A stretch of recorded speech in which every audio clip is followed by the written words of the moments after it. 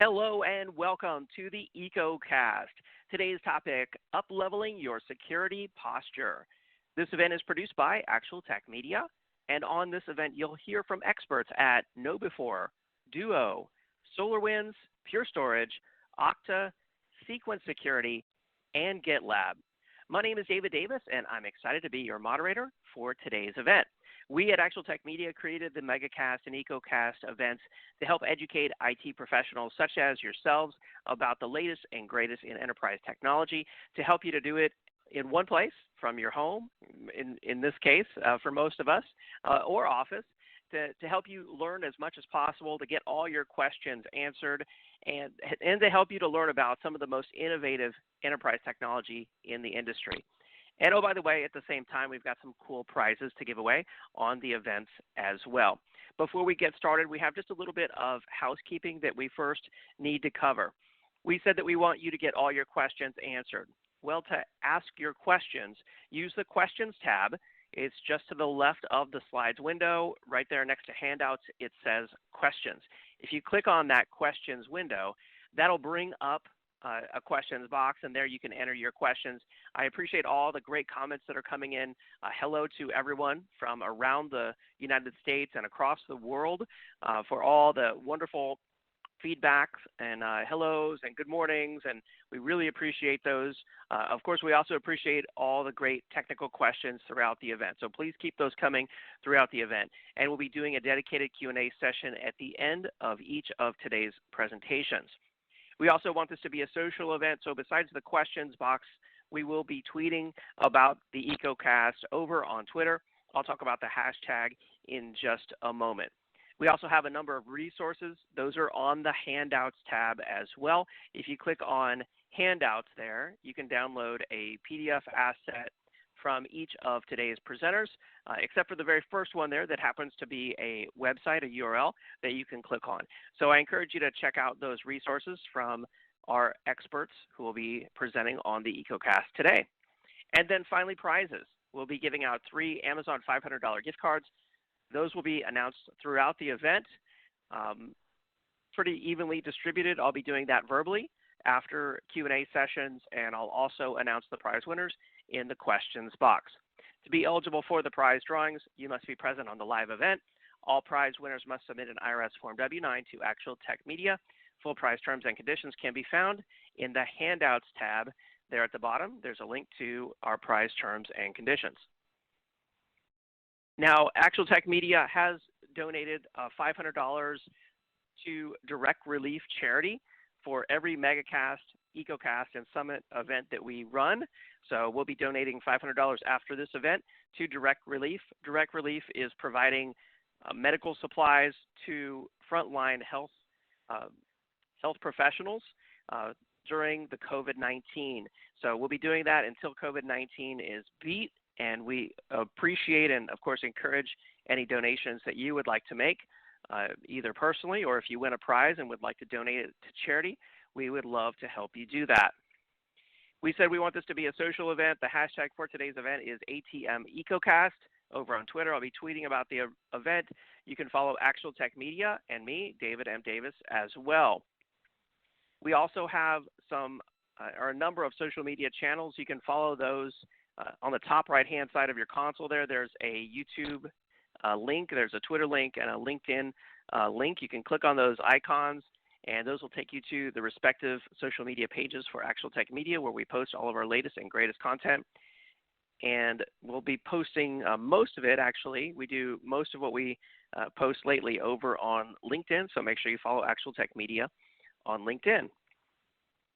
Now, before I introduce you to today's first presenter, I want to do a little bit of stage setting when it comes to the state of enterprise security. So I've got a very short presentation and then a couple of poll questions I want to ask you, and I'll share the results of the poll questions with you. So, I mean, you all, as IT pros, see statistics like these in the news all the time. You know, cybercrime damages costs are expected to hit $6 trillion annually by 2021. So some scary stats. We see ransomware attacks happening, you know, all the time. Unfortunately, those are in the news just way too much these days. And we as IT professionals, I think we feel, stress every time we see those stories, and we think about our own infrastructure and our own applications and our own data and what would happen, if it were to hit us. Are we fully prepared? Are we doing everything that we can do? Because after all, the role of the IT organization is really to keep our company's data and network safe and secure. That's one of the most important things that we can do. We have to make sure that it's not only secure, but that data has integrity, that we can recover that data and those applications quickly and in a reasonable time, that we are protecting our infrastructure and data, per the service level agreement. If we don't have a formal service level agreement, pretty much we all have some sort of agreement with the executives or the owners of our companies, or maybe it's your own company, and then maybe it's your own data. In that we want to recover that data within a specific amount of time, the recovery time objective, and without losing any data, or perhaps as little data as possible, recover it back to a certain point. So that's the recovery point objective. So we should all, of course, have those in mind and be prepared to meet those. And at the same time, to some degree, this is all insurance, and we're trying to do it at the lowest possible cost. So I want you to, or I encourage you, to think about how confident are you in your security posture. And I'm going to ask a poll question about this here in just a moment. We have to, there's a lot to this. I'm a former IT manager myself, and so I've felt these pressures before, and I still feel them, to some degree. And we have to do a lot of different things to make this happen. So, ensure user accounts aren't compromised. Educate our users constantly on security best practices, because those are really our first line of defense. We have to ensure our applications and the associated data are secure, that it's recoverable quickly if something, if data is lost or there's a ransomware attack. We have to protect the network with strong security, both inside and outside the perimeter. We don't want our network to be like an egg, as they say, with the hard outer shell and the soft gooey center. We want it to be like a jawbreaker, right, with multiple layers of defense, or like an onion with multiple layers of defense, so that we can thwart any level of attack. We have to assume that attackers will get past the first layer of defense. And then finally, guarantee fast recovery, in the event of any sort of disaster. So now I wanted to ask this poll question of you out there in the audience. Which of these security challenges are you facing? And this is a multiple select question, so you don't have to choose just one of these. I encourage you to choose as many of these that apply to you and your company. Which of these are you feeling as a challenge today? And I'll share the results here with you, and you can see how you stack up with your peers. All right, thank you everyone who answered that poll question. We do appreciate it. Now, let me share the results of this one with you. And let's see, take a look at this. So 43% said, actually the highest number here is 50% said employees clicking on phishing emails. That's the greatest challenge that you're facing out there. That's very interesting to see. And that actually corresponds very well with our first presentation that we're about to start here in just a moment. Second on the list was 43%, lack of full visibility and root cause analysis. So you don't have full visibility into everything that's going on the network and with the security infrastructure, and if there is a problem, quickly identifying exactly the root cause of that. 34%, 35%, 31% kind of all tied there. Too many security tools, not enough actionable info, unsure that we could identify a breach quickly, and struggling to find security solutions that meet our requirements or budget. Followed by 20% around compliance, and another 20% around rapid recovery from a ransomware attack. So very insightful. Thank you everyone for answering that poll question. Now just one more poll question I wanted to ask you. What's your time frame for adding new or updating security solutions at your company? Is this something you're planning to do right away? You're looking for new security solutions right now. You need to update or add to your security infrastructure. or do you have a time frame out in the future? So I'll give you just a moment to answer that. All right. Thank you, everyone who responded to that poll question. We do appreciate it. And now I'm excited to introduce our first presenter on today's Security EcoCast. That is Mr. Perry Carpenter, Chief Evangelist and Strategy Officer at KnowBe4. Take it away, Perry. Yeah, well, thank you for having me. Today, we're going to talk about the security awareness market, and specifically, what should you be thinking about when it comes to how to build out your program and where vendors come in for this. So ultimately, how do you set yourself up for success? A little bit about me. I am someone who's been in the space for a while. I was the lead Gartner analyst in the security awareness market, and was the person that was working with the security awareness vendors around the world and CISOs and other security awareness leaders around the world as they were trying to build out their programs and so on. I've also led a number of security awareness programs, and am now at KnowBe4, and we're the largest security awareness vendor in the world with the most content and what I think is an extremely innovative approach to how to deal with the human side of security. Because at the end of the day, that's what this is all about. It's that last layer of defense, because we've seen time and time again that the technical layers, while they're good and while they're necessary, they're never 100% effective. And so you don't want to rely on just technology. You need to have a balance between the technology side of things and the human side of things so that you have built up the best resilience that you can have. And so when we think about awareness, there's really three components. We think about awareness, we think about behavior, and we think about culture. And awareness, the way that we've hoped that it would be, isn't really just awareness, right? Awareness isn't just giving people information and hoping for the best. Awareness is codified in behavior, and culture is codified in collections of behaviors. And so what I'm very fond of saying is that even if you're not intentionally paying attention to your security culture, you have a security culture. Security culture lives and breathes in every organization that's out there. The question is how strong and how intentional and sustainable is your security culture, and what do you need to do about it? There was one really good quote that I heard from somebody who focuses on organizational culture, and what he said is, you get the culture that you ignore. And so if we were to now backtrack this through the chain of awareness, behavior, and culture and start at the culture, you get the culture that you ignore, you get the collections of behaviors that you ignore, and you get the awareness program that you ignore.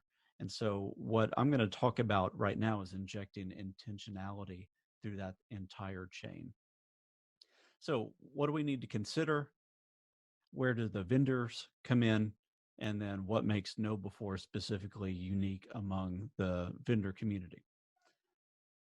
Specifically, I mean, we know that we have to focus on awareness because as humans, we all make mistakes. We've all accidentally done something that we didn't mean to do, whether it's maybe leaving the stove on, leaving a garage door open when we've left, or accidentally clicked a phishing email, or let somebody into a building that we shouldn't have let in. We're all prone to mistakes. And so awareness is extremely important so that we can raise the level of cognition around those things, or we can build the behavior patterns that we want.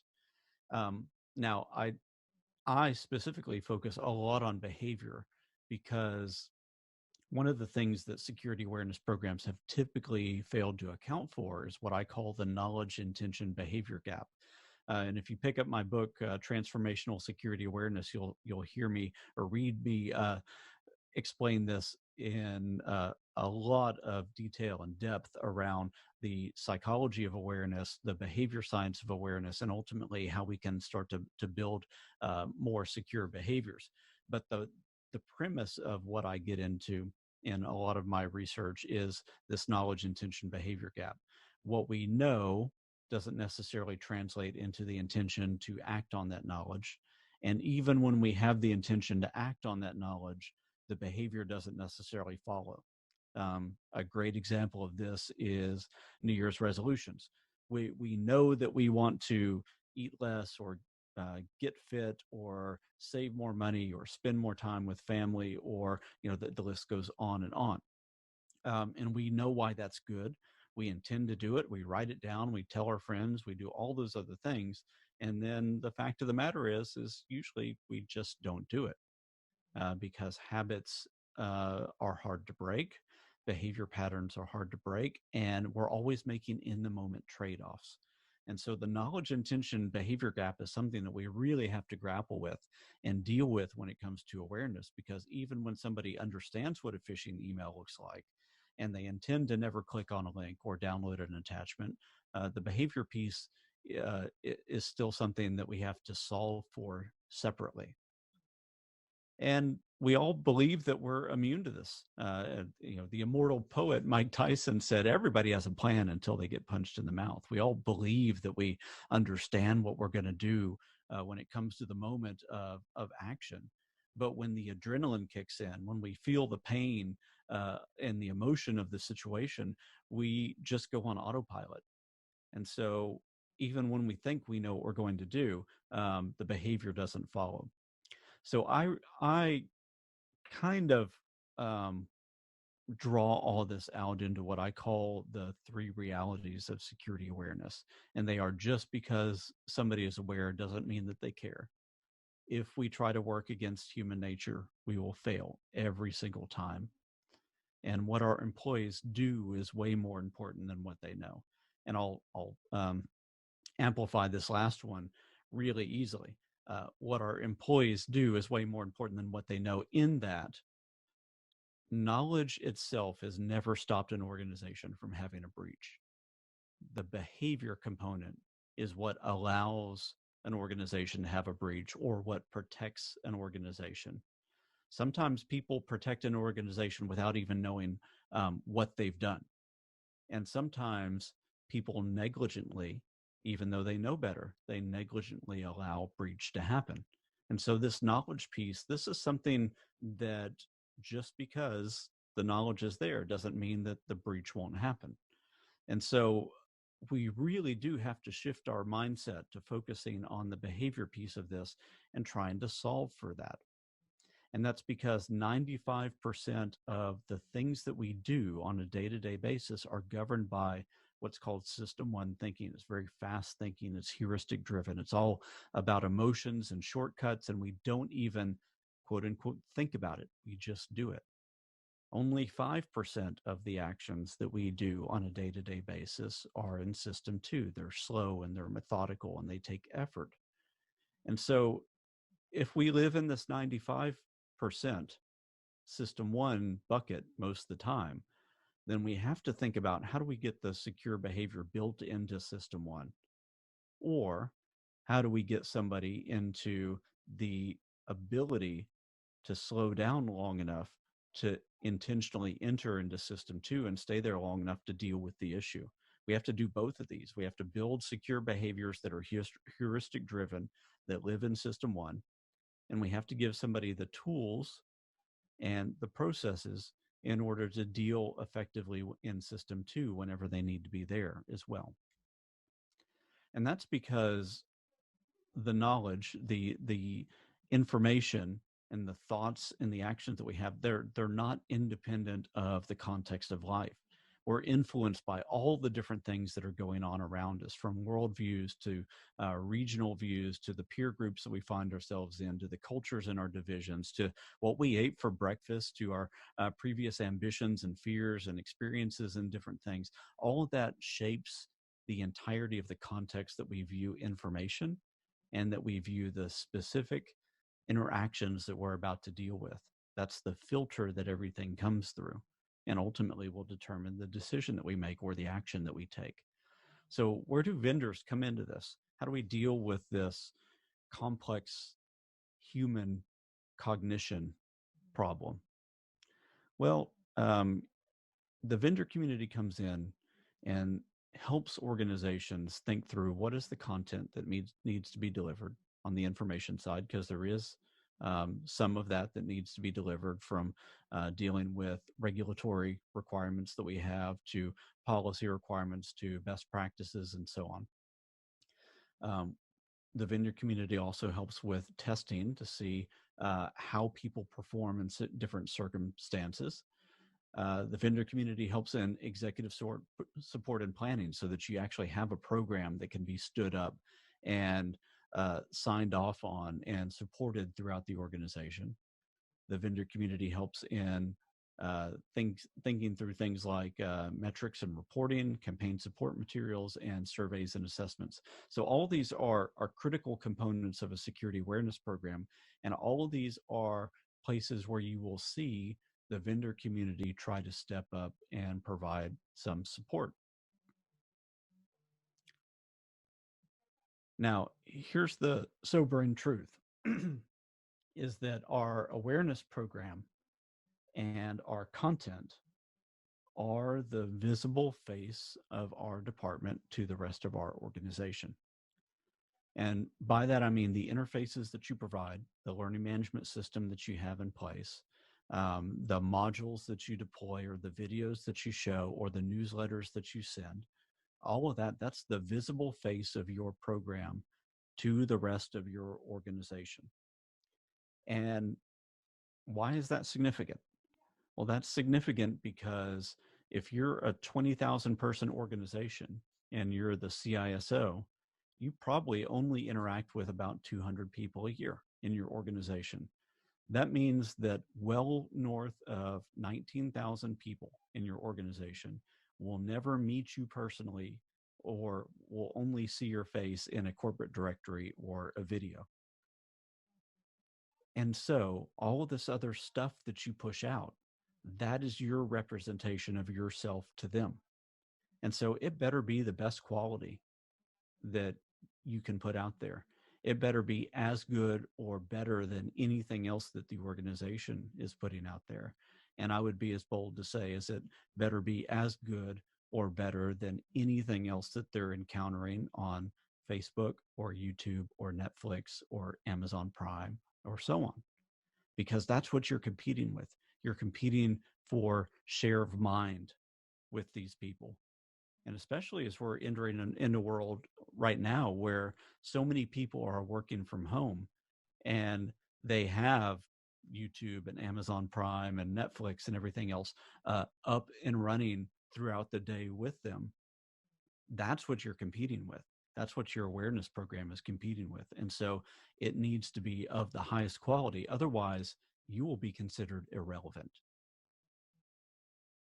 And that's not where you want to be. You want the security team and you to be considered entirely relevant and entirely part of the organization, somebody who is trusted and should be included within the decision making that people have or the problems that they're trying to solve or the issues that they've come up against.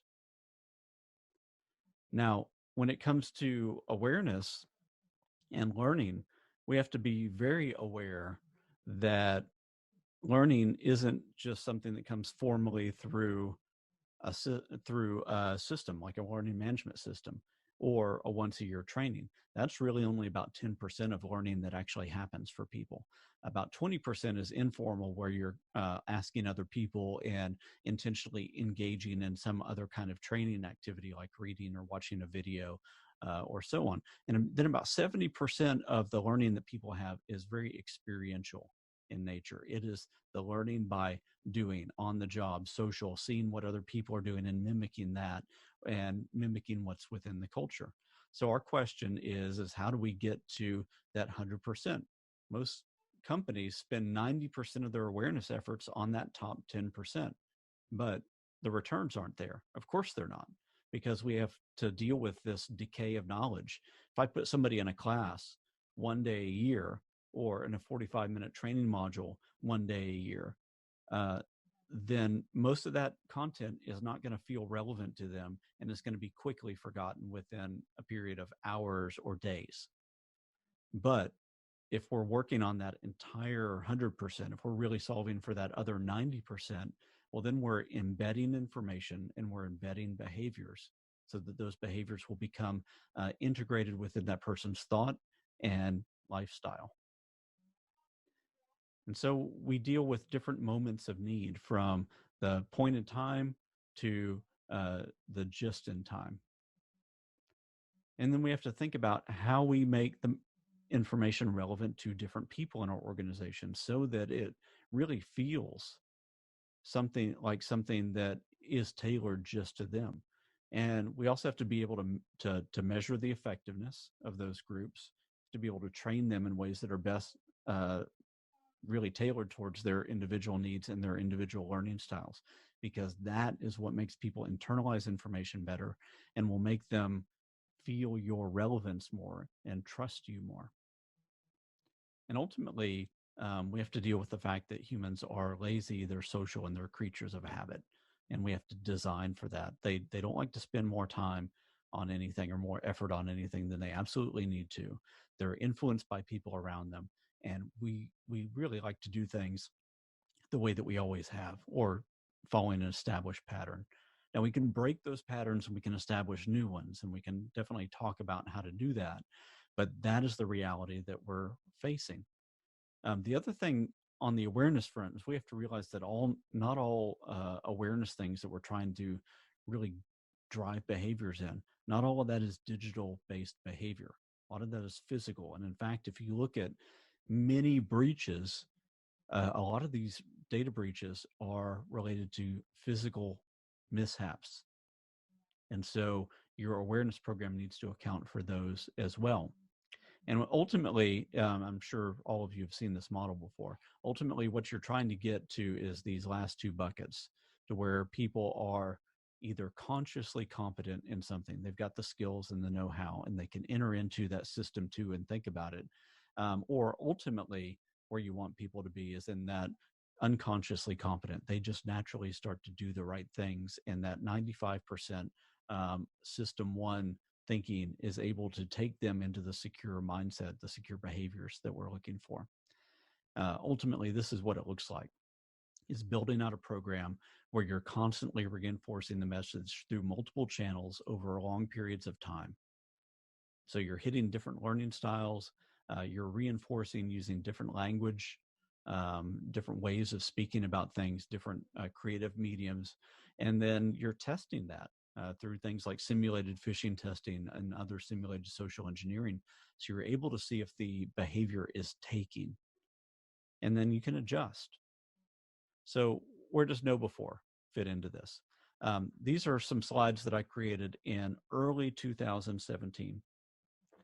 And I was making predictions on the market. So this is back when I was at Gartner and early into know before. I talked about the need for things to be flexible and adaptive, context aware, and real-time behavior interventions, focusing on time savings, learning behavioral baselinings, having things like testing out so that if people already have the knowledge, they don't need to be trained on it again, thinking about fine-grained roles and rules, broader use of AI and machine learning, and then the ability to plug into traditional security tools and be able to take behavioral indicators from those and wrap that into learning. I also talked about the need for and the trends to move into broader automated social engineering use cases, learner sensitive and aware types of programming, based on all the different things that make a different learner unique from other people in their divisions or departments or so on. More flavorful in terms of variety of content and styles and tones and formats, like drama versus humor versus whiteboard animation versus live action messages from different people in the organizations and so on. And then assistive, it will naturally encourage people at their points of weakness. So you're building program maturity by focusing on individuals over time. Now, the good news is with know before, all those future trends are now current reality. It's not the case for the majority of the other vendors in the market. So all of these things that I was predicting and where I was saying the market needs to go, these are all being done, and they exist here and now in product at know before.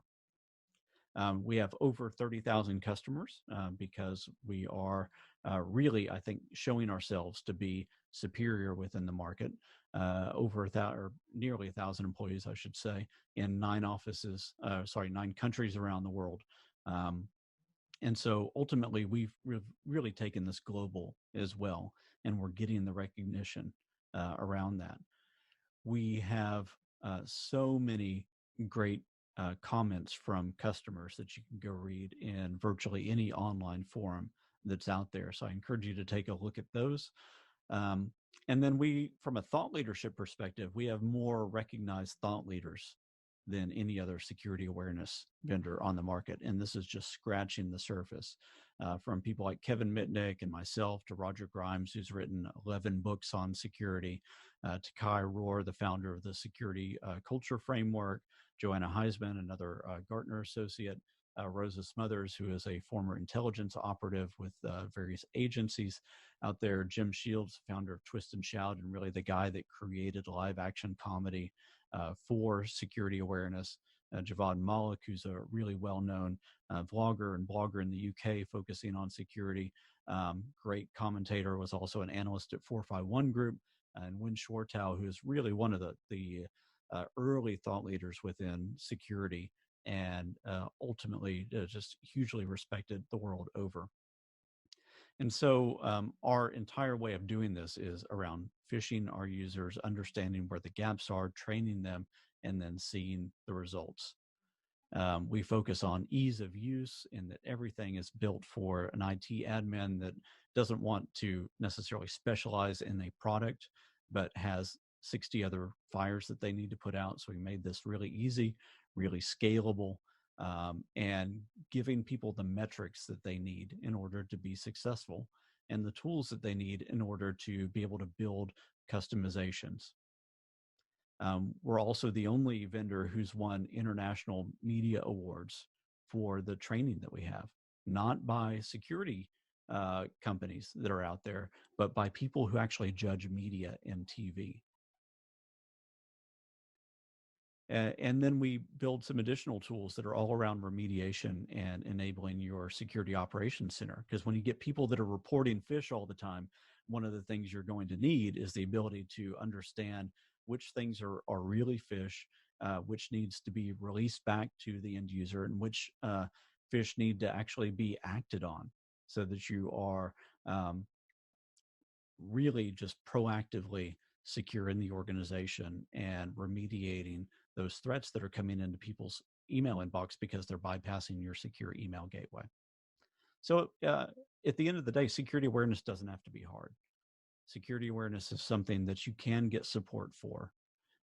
You can get the tools that will enable you to have all the executive support that you need, and you can get the interfaces and the content that will make you really, I think, a hero within your organization, because you're engaging them in a way that is relevant and in a way that is effective. So with that, I have a few minutes for questions. Great presentation, Perry. Thank you so much. Yes, sir, we do have some questions for you from the audience. The first question I see that came in here, they're asking if you have any best practices when it comes to phishing testing. Yeah. My best practice would be do it as often as your corporate culture would allow, because at the end of the day, I've seen some organizations that say we'll only phish test once a year. That's not really training. That's just taking a baseline, a measurement. I've seen other people that say they just want to do it once a quarter. Again, that's just taking a measurement. You have to view phishing training the same way that you would of any fitness program. If you want to lose weight, if you want to build muscle, you have to constantly work at it. If you want to improve at a sport, you have to constantly practice it, because ultimately you're building muscle memory and you're working at building strength. So with your phishing program, it's like real life in the physical world. At all times, you're either building strength or you're allowing atrophy. And so that would be my best practice. Work towards frequency. Okay, great advice. Great advice. Another question here, James is asking, he says he's been struggling to get his executive team on board with doing more awareness, but they still don't get it. He's asking, what have you seen that works in other companies? So a couple of things. One is the steady stream of data breaches. As long as you continue to make them aware of that, but you don't do it in a Chicken Little type of mindset where you're screaming about it, but you are just making them aware, because over 91% of those data breaches are initiated by a phishing attack. And so that simple statistic can go a long way towards showing the need for awareness. The other thing is we have some great stats that will show the initial baseline that most companies have whenever they whenever they first do a phishing test and they've never done one before. And then we can show that over 3 months, that baseline will really just get cut in half. And then over a year, that gets brought down into the single digits. So if I mention the first, actually the most current statistics that we have will show that about 37% of employees will click on a phishing email if they've never been trained. Within 3 months of regular training, that gets taken down to I think about 17%, if I remember the stat right. And then after about a year, it's in the 5% range. And so there are very few things that you can put in place that show that amount of ROI and that amount of effectiveness in a short 3-month time frame, and then that huge amount of effectiveness with consistency in the year time frame. So it just works when you do it. And so that would be the thing that I reinforce to them. And then ultimately that you want to work with them, not against them. Great point. Yeah, those are some statistics that I know would really resonate with an executive. Another question they're asking, how long does it take to set up a campaign in the Know Before system? Minutes. So that's one of the things that we have done really intentionally, different than some of the other vendors within the market, is we want this easily understandable for anybody that's not an expert in security. So it's really just a couple screens that you navigate through. You can set up a phishing email of your own, or you can choose from over 3,000 templates that we've already created for you. You just pick your template, pick your group that you want to send it to, or collection of groups, and pick your time frame that you want that out to go by. Or you can even say, I want all random templates to go to random people at random times, like the same way a cyber criminal might do it, and see the results. So you don't even have to be part of the equation if you don't want to be. And you can also build a lot of interesting things that will start to up-level your people in maturity using a feature called smart groups, but we don't have time to get into that today. Excellent. It sounds very easy to get started. Perry, I'm afraid that's all the time we have in our live Q&A session, but great presentation again. Thank you so much for being on today. Yeah, thank you so much. Thank you, Perry. Great presentation there from Know Before. Really, really insightful, some scary stats. Know Before is a great tool. I know we use it in-house for security awareness training, and we got lots of good feedback from a lot of folks on the event who are already Know Before customers. I've just brought up our first poll on the event. We'll bring these up after each of today's presenters so that you can give your feedback on what additional information you'd like about that specific solution. So I encourage you to answer that poll question. We have a number of questions here still for Perry in the queue that we didn't have time for, so I'll be routing those to him to answer electronically. But thank you again for all the great questions. So let me leave this poll question up for you here for just a moment. Give everyone a chance to answer this. All right, thank you for all the responses to that poll question. And now it's time for our next presenter on today's Security EcoCast. I'm excited to introduce Zoe Lindsay, Security Strategist at Duo. Zoe, are you there? I am. Hi, how are you doing? Doing great. Thank you. Great to have you again, Zoe. Take it away. Excellent. Hello, everybody. Thank you for joining us today. As you just heard, my name is Zoe Lindsay, and I am a security strategist here at Duo Security, where I get to help work with organizations on deployment strategy, as well as advise folks like you on best practices. So at Duo, we talk a whole lot about the zero trust model towards security. And when we are talking about our approach to implementing a zero trust security model, we are referencing specifically access.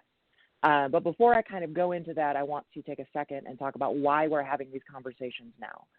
If you took a look at a corporate network environment 15 to 20 years ago, you would be looking at it on a much larger scale, but essentially you would be looking at an environment setup that looked roughly like this, where you have a hardened perimeter protected by a firewall, NOC, other services that you have in place.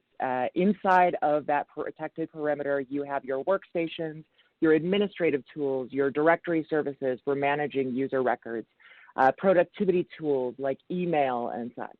And then if you had users that were remote, odds are you were still relying on the security measures implemented for that local environment perimeter, but you would have VPN clients configured on workstations or mobile devices that should have access to those resources. And thereby you were able to help make sure that those same policies were implemented. Now, over the last decade and a half or so, that conversation has gotten a lot more complex, as more and more often we're seeing not only users with configured corporate devices trying to dial in to connect back to the local network, but also we are looking at a growing, ever-growing list of cloud services, hybrid solutions that have both a cloud and an on-premises element. And a growing demand by users to have the same flexibility for working on their own devices wherever they are as they have when they're working on their own apps outside of work. So if we take a step back from that and look at how this change has shifted the way that attacks happen and therefore the strategies that we need to consider in defending against them, we've moved really from attacks that tried to find a foothold in the network, really targeted network and local systems, and then tried to use that foothold to pivot to the data that was ultimately their goal. Instead, more and more often, we're seeing attack models today that are directly focused on the data that they're going after and really focused on exploiting the identity, most commonly through phishing attacks or leveraging that exploited identity or access to data to use ransomware or use something like a crypto mining solution. So when you're looking at these challenges, you need to stop thinking about just your local perimeter and consider what we're calling the extended perimeter. That encompasses everything that was inside of your traditional network, but also covers your remote employees, cloud applications that you're relying on, users' mobile devices, hybrid cloud solutions, personal devices, and as painful lesson that we've all learned from some of these stories and breaches in the news, every vendor and contractor that has access to your system, you need to make sure that their access is protected as well. Now, the problem is less that there's a lack of tools to how to address these expanding perimeter use cases, but rather there's, if anything, too many of them, and complexity is hard to secure. The more points where you're protecting access and the more systems or policy sets that you have in place to control that access, the more likely it is that something slips through the cracks or has a lower level policy protecting it than you want to have in place. Because ultimately, while we focus a lot on the systems and technology side of the security equation, the other half of that is people. So if we want to look at the ways that these attacks most commonly happen, it still goes back primarily to weak or stolen, and as time goes on and we see these millions and millions of credential password dumps happening online, more and more often they can even be sort of excavated from these breaches. 81% of breaches involved weak or stolen credentials, and 70% of breaches involved compromised devices. And I want to note here that these are not mutually exclusive. These are elements in a successful breach. So very often, a compromised device leads to capturing those user credentials. So if we want to start by simplifying this complexity and looking at the broader question, we're looking to build a comprehensive security strategy. We need to consider, how do you stop attacks that use stolen but legitimate credentials, and how do you prevent devices with poor security hygiene from accessing critical applications? And this is really the challenge that our zero trust approach to access is designed to answer. As we know, multi-factor authentication is a great baseline tool to add strong authentication beyond a password alone. We know that passwords by themselves are increasingly easy to crack or compromise, And so adding a strong second or multi-factor solution is going to help have better protection of that user identity. Ideally, a out-of-band authentication that will go through a separate channel than where that user is entering their username and password to log in. But additionally, how do you protect those devices with poor security hygiene from accessing critical applications? So this is where Duo is taking it one step further, where we're applying the zero trust paradigm, that we're treating every access attempt as though it's originating from an untrusted network. The idea here being we're protecting for the least secure possibility. And this way, we're sort of bypassing that strategy of attack where somebody's trying to get a foothold inside the network, because we're applying the same level of scrutiny, whether someone is coming from inside of our network or from an untrusted network. We're setting that standard across the board. Now, I want to specify zero trust does not mean a lack of trust. It does not mean that you are suspicious of your users any more than our roles require us to plan for the possibility of bad actors, but rather that the network no longer infers trust. Each time that a user goes to connect, we are going to do these checks and establish at that moment whether that user should be allowed access. Now, it would be great if every time we have a conversation about a new strategy or a new resource available, we could start from scratch and implement these best practices. But the reality is we have the networks that we have, and any changes that we make in the fundamental structure or strategy that we're applying to those networks has to account for where we are today and how we get to where we're going. So this is why we talk about the 5 steps to zero trust access. And the way that we break this down, oh great, it does have my transitions in here. The baseline is establishing trust in user identity. The biggest factor in those breaches was weak or stolen user credentials. So if we are starting from scratch, the first thing that we want to do is implement strong multi-factor authentication. Hopefully you're already doing this today. If you take nothing else away from this presentation, I would strongly encourage you apply multi-factor authentication absolutely anywhere that you can. But then we want to move beyond that to evaluate the trustworthiness of the device and start building an inventory so that we can see the behavior or change in that device over time. Once you have visibility, then you need to be able to act on what you're seeing. And so you need to be able to enforce access policies, not just that are going to be applied within your network through your firewall rules, but more universal policies that can be applied wherever a user is logging in from and whatever resource they're logging into. But again, once you have that baseline policy, not every tool has the same level of sensitive information. Not every user interacting with a tool is going to have the same level of privileged access. And so if we are trying to maintain the right balance between convenience and security, enabling our users to get their work done without impeding their workflow, but while maintaining our security posture, then we need to be able to have some granularity to ensure a connection to all applications and have granular policy that is intelligent enough to customize the rules for access based on that user, any changes in that user and the device that they're logging in with. So I like to take kind of these abstract concepts and try and ground them in real world use cases.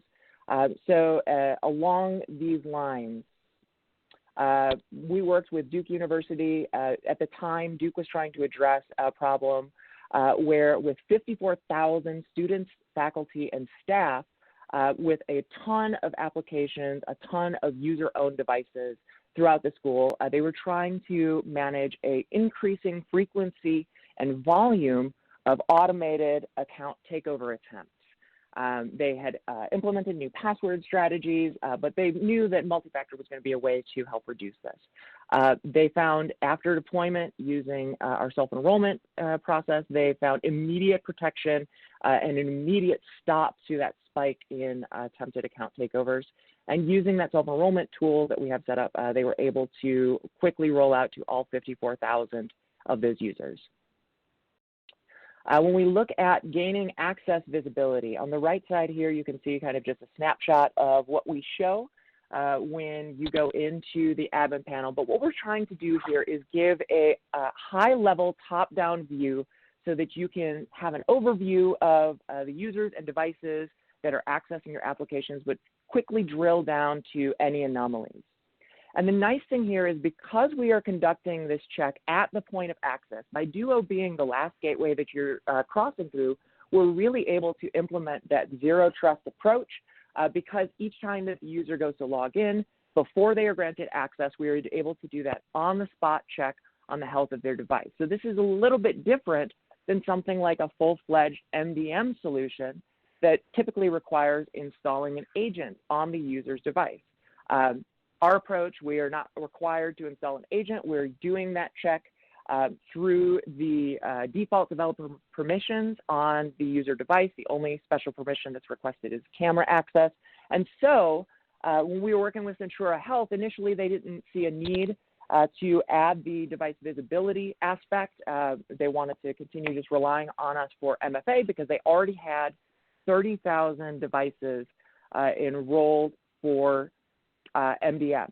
Well, when they were testing it out, they found that while they had a fantastic strategy in place that protected all of their local assets and fully locked down access to users that were on those managed devices, they did have cloud services that users could go to and access directly. And so they found almost as many devices that were not captured in their MDM program as were. I apologize if you hear my cat knocking something off in the background here. And so they were able to increase their security coverage there. Once you have that visibility, now you want to be able to build a policy. And so by having that policy implemented at the point of multi-factor authentication, you are able to make sure that it's consistently applied regardless of whether this is a local service or one that a user is logging into a cloud resource.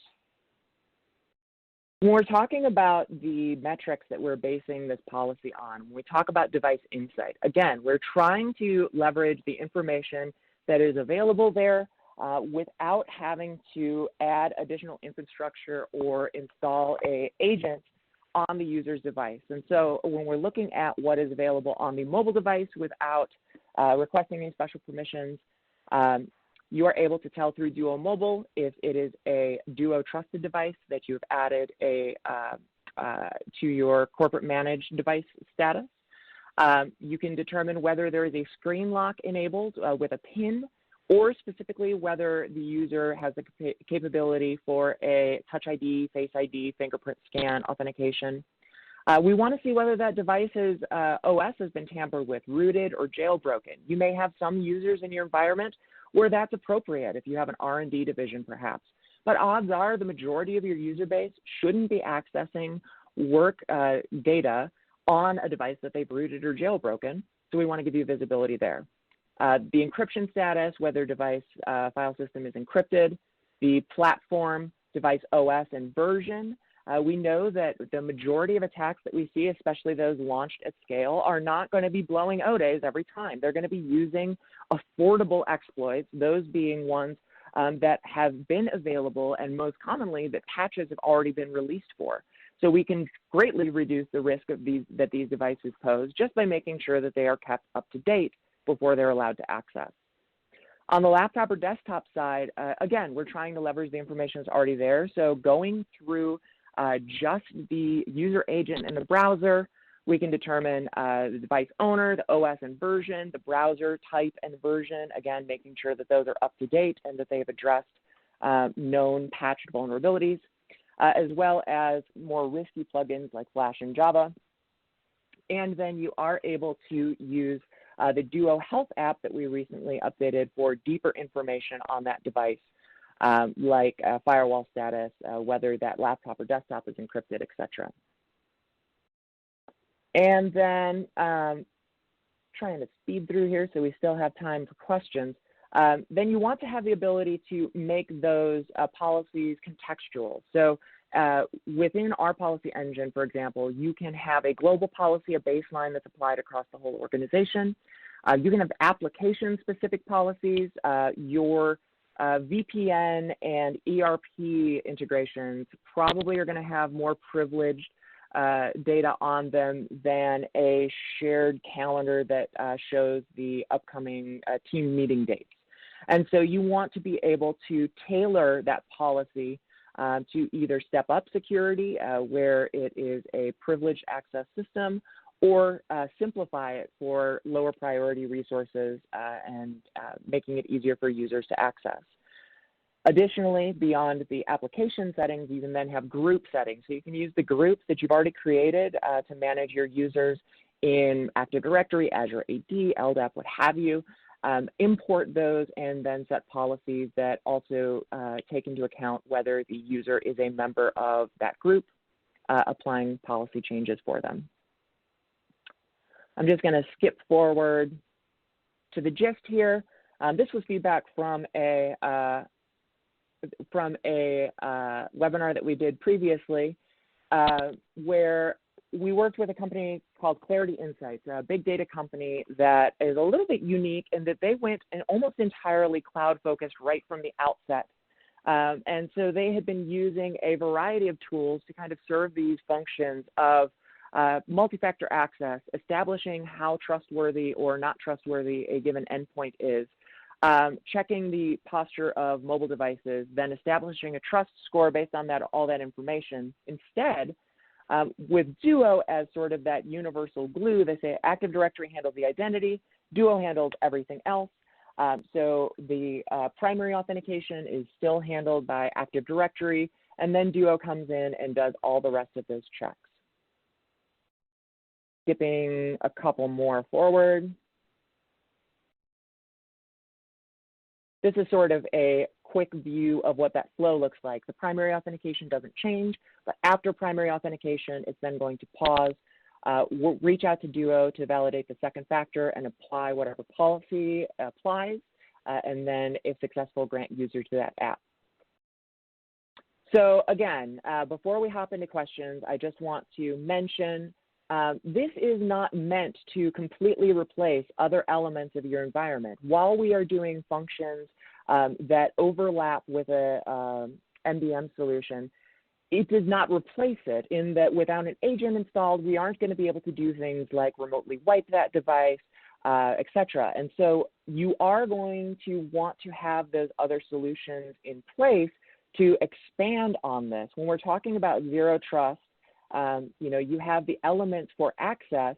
The way we talk about this within Duo is within Cisco is we talk about zero trust for your workforce, for the users and devices that are accessing information, for your workplace, that network and network resources that you're protecting, and workload, the actual data and processes that you may or may not directly control.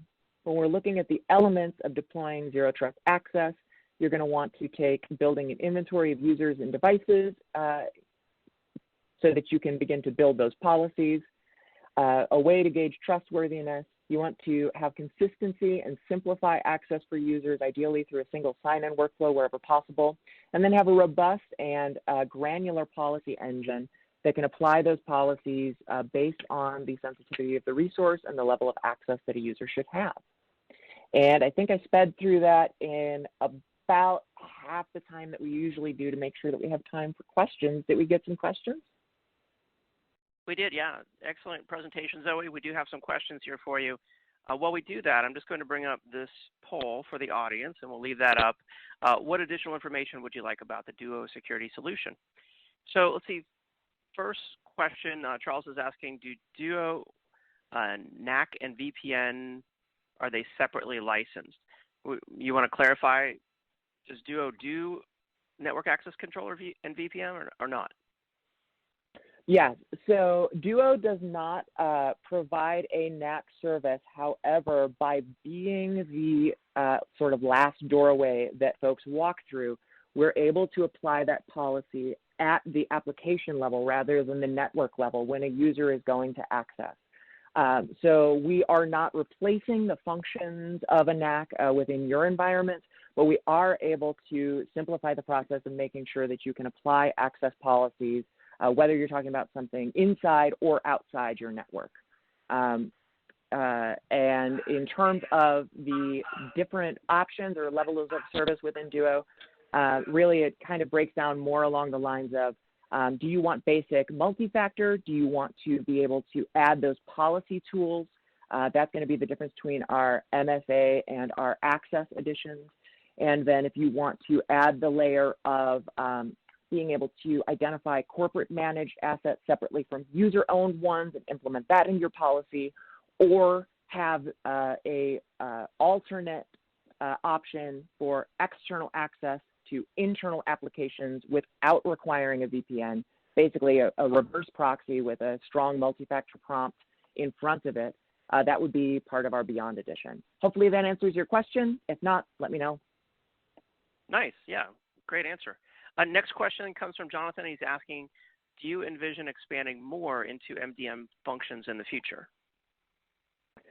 Well, we already are able to integrate with several MDM solutions, both Cisco's own, as well as using things like Microsoft Intune, which we have coming up here pretty soon. I don't think that we are going to look to replace all of those functions within Duo, but what I think you're going to continue to see, and what we have been doing, especially since joining the larger Cisco family, is trying to expand the breadth of not only integrations that you can protect with multi-factor, but the sources of data that you can integrate with the policy engine. So, for example, now you are able to, in addition to saying, is this device up to date? Is this device corporate managed? You can now add the layer of saying, does this device have our MDM solution installed on it, and add that requirement to your policy settings. Got it. Got it. Okay, that makes sense. Next question comes from George. He's asking, are stolen credentials a more frequent problem now that cloud storage is more prevalent? He said management has developed that perception. What's your take? I think that, I'm sorry, say that one more time. Do you believe that stolen credentials are a more frequent problem now that more people are using cloud? I think that, well, I think the stolen credentials continue to be a problem because users will be an evergreen target. I think that the reason that we are seeing perhaps a spike in the visibility or the perception of stolen credentials, because in actual fact, if you look at, like things like the Verizon data breach report, we are making improvements. It's just slower than we like. Those numbers for the percentage of breaches involving stolen credentials used to be over 90%. And actually, I believe that now we've dipped under 80 in the last year's report. But I think the perception is that it continues to grow because of these massive password breaches where millions of passwords get dumped online and then are easily accessible. So increasingly, attackers don't have to rely on things like dictionary attacks. They can just take a giant dump of a bunch of usernames and passwords, spam it out there, and see which ones work. Yeah, that's a great point. So if 99% of us improved our password security and reduced our breaches, but then there's this one attack with 100 million passwords and it's published, then exactly. It gets a lot of visibility. Yeah. Another question here, they're asking about how is device health checked if you don't install an agent?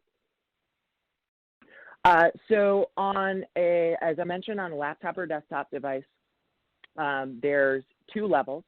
You can, for any web-based integration, we are going to leverage the user agent in the browser. So that is going to give us that high-level information of plugin and status, OS and version, browser and version. On the mobile devices, we are using, rather than a deployed agent, we use the Duo mobile app. Over 90% of users already install Duo Mobile. It's available in the App Store. It makes it much easier for them to go and log in.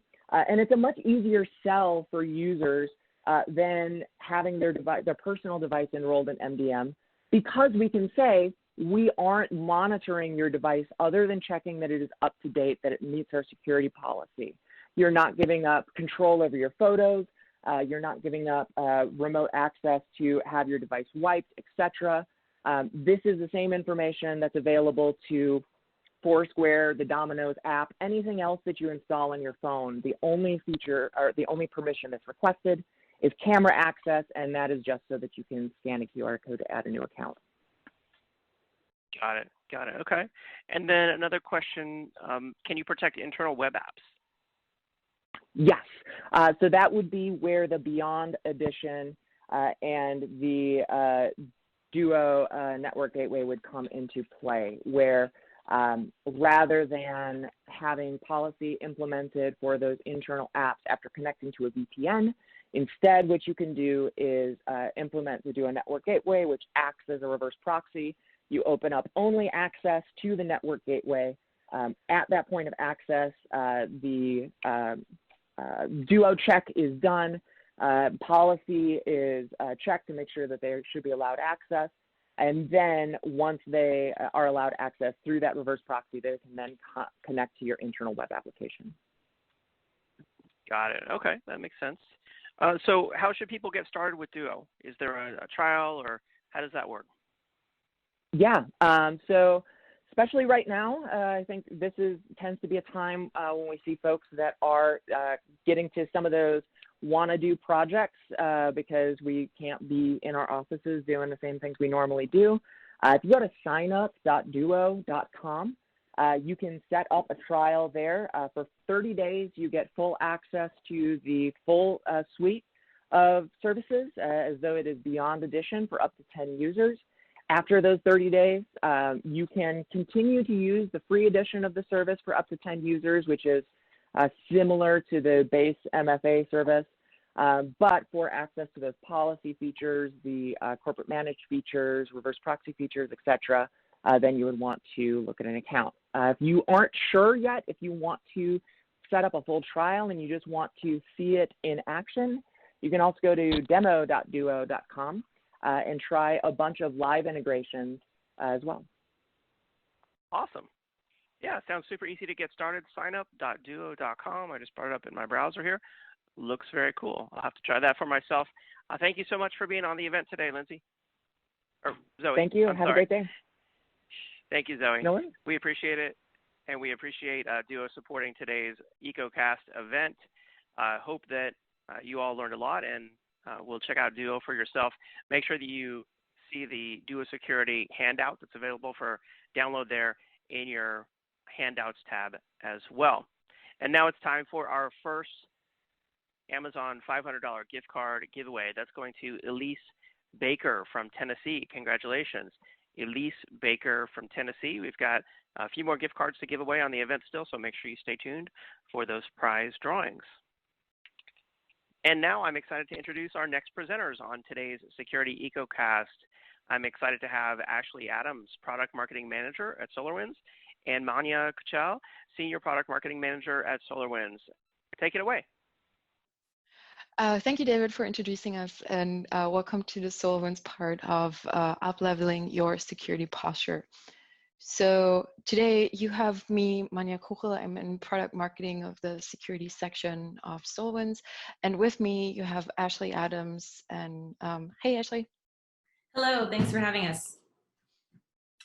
So very quick overview. So the approach on how we approach security in SolarWinds is, for us, it doesn't matter if it's a well-meaning employee who just makes a mistake or really a malicious insider. In the end, it means for you and your organization that you have a security risk or an increased risk for any security issues in your organization. And we try to offer you today an approach on 2 products that can help you to avoid this or at least minimize that risk to a higher level.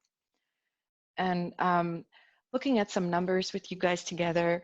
So the biggest threats in your company or in every company, and we've been asked a lot of companies, and 90% of all those companies kind of feel vulnerable to insider threats. And it's not that they are just fearing the super God mode administrator. No, it's the regular us, like the regular employee, and 56% of all companies say that the regular employee is seen as the biggest risk issue, followed by privileged IT users or administrators. And then there's slight gap in between that, contractors and service providers, that we would think they are external and they might be the biggest issue. But And then we asked, like, how come that the regular employee seems to be the biggest security risk for those companies? And most of them said it's because they have extensive access rights, or an increased number of devices, or just technologies becoming too complex to oversee all this. So they lack transparency, and they lack the time and the resources to take control of all of that. And most likely, by looking at like insider threat is just a really big word. Like, what are we really talking about? So it's your confidential business information. So it's anything financial, customer data, employee data, like everything that has real value and like is really responsible for your revenue creation. That is most likely what's on the line when you lose any kind of data to the outside or to former employees. And by looking at the whole process, it's not just the tech peers making any mistakes or the users kind of like trying to steal things from us. It's also processes in between. And you can be 100% sure that if there is a gap in the process, that a user will find that on purpose or per accident, doesn't matter, but one day this will be exposed and just used. And we're trying to give you a little opportunity to avoid this. And by looking at the Solvent security solutions overall, we offer 4 products, like 4 bigger products in that area that can help you. And first of all, it's Access Rights Manager, taking care of anything user permissions within your Microsoft Windows kind of world. And Security Event Manager, taking care of all logs and alerts and all your monitoring within your security network. Patch Manager, and we like to call the products as what they do. So Patch Manager obviously is about patching your network and systems, and Identity Monitor as a software as a service is checking your environment for any lost and stolen credentials that have been out in the market. So it's checking against the dark web, what kind of credentials have been lost, and you can notify your employees about any lost credentials and have them change their passwords or login data or anything account data that has been out there to avoid any harm to your organization. And looking at the bigger Solvent's portfolio, when like, what is Solvent's ITOM? And it kind of sounds funny, like ITOM, it's not really, has not really a meaning to everybody, but translated, it means IT operations management. And in that, as SolarWinds, we cover around about 50 products around service management, application and database performance management, infrastructure management, and network management, including the security products. And by talking about all those products, they are not specific to application professionals or infrastructure specialists. We're talking to IT operations, IT security guys, and DevOps people at the same time, because our approach is that all these products don't have to be super enterprisey, very upscale and complicated. They can be very easy and used by everybody because they are very self-explaining, very visual, so everybody can kind of use them. And for us, it doesn't matter where in your IT it lives or sits. So we have on-premise product, we have private cloud and public cloud offerings, and just make sure you address that. Once you're interested in a subsection, then we can talk to you on what we can offer for your infrastructure. And looking at our products in particular, I mentioned we were going to look at 2 products in specific today. And with Security and Event Manager and Access Rights Manager, you basically have the baseline of security covered. So Security and Event Manager is the monitoring champion. It's kind of taking care of all your logs and incidents. It allows you a real-time response to things, and you can detect threats and have your logs adjusted to what you need in particular. And with Access Rights Manager, you not only monitor and report on access rights, but you could also audit them and kind of like do user provisioning, have a self-service attached to it, and gain a lot more transparency than Active Directory or any homegrown scripts would allow you to do this. And in order to move forward, and now hand over to Ashley for a moment to give you a little more insight on security and event manager. Thanks, Manya. So yes, as she kind of introduced the product, I just want to go over some of the main capabilities of this product and what it can do for you. So as you can see, it's really about improving your security and compliance with being an easy to use and affordable tool. So number one, you definitely want to make sure that you are detecting threats with less manual effort. So really, it's about being able to collect and normalize those logs into easy to understand language. Having it all in one centralized place really saves a lot of time and bandwidth from your organization. So you have value add there right away. Also, you can respond to threats faster. So being able to analyze those threats and having the ability to search and filter them and react to them in real time is a real key to keeping your organization secure. Thirdly, achieving compliance readiness. So in today's world, there are lots of regulations on the market.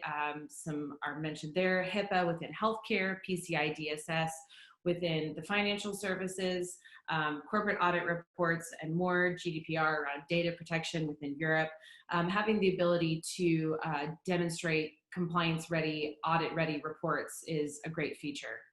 And last but not least, of course, just maintaining your continuous security. So Security Event Manager is a hardened virtual appliance with encrypted data, and you're really at that point implementing the best practices for keeping your organization secure. And from there, we'll hand it back to Manya to talk a little bit more about ARM. Thank you so much, Ashley, and thank you for the overview. We're going to go back to a demo of SAM in a second, but just to be complete in here, by looking at Access Rights Manager, as I said before, you not only report or kind of like audit access rights, you can also manage them. And in a way, you improve your security posture and mitigate insider threats by just setting the right amount of user access rights to a particular user. And you demonstrate compliance quickly by comprehensive reports. You can schedule them. You can set them automatically, have them sent to your auditor. You can easily manage user permissions. We allow you to use templates and profiles to make that as easy as possible and as time efficient as possible. So this could save you like 80% of your daily routines when it comes to user provisioning. And then with that, obviously you have an enhanced productivity because it's not only helping you, but also others. We can shift the heavy lifting of access rights away from you, have that transferred to IT help desk or any kind of data owner. That could be department heads for a self-service portal. So your employees can request their own access rights, or department heads can change account details or reset passwords. So the administrator don't have to take care of all that. We save crucial time for them.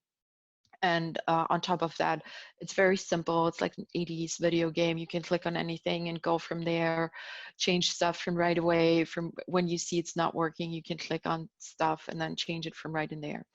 So as promised, we're going to get you to a demo of both products and shine a light on how those guys really look and what they can do for you. Okay, cool. So yeah, we would like to just show you a little bit about the tool itself, a little info on what the tool is really doing. It's basically helping to detect threats with less manual effort from your side. So identifying threats faster by centralizing your log collection and normalizing those so it's easy to read. It's also going to allow you to help to respond to threats faster. So analyzing some potential threats by setting up filters and then being able to react to those in real time is going to save your organization a lot of time and bandwidth issues. As well, you want to be able to achieve compliance readiness. So today, I think probably a lot of us are aware of many of the regulations that are out there, GDPR in Europe around data protection, corporate audit reports, HIPAA within healthcare, PCI DSS within the payment business, and so on. This will help you to create some audit reports to help you stay compliant in today's world.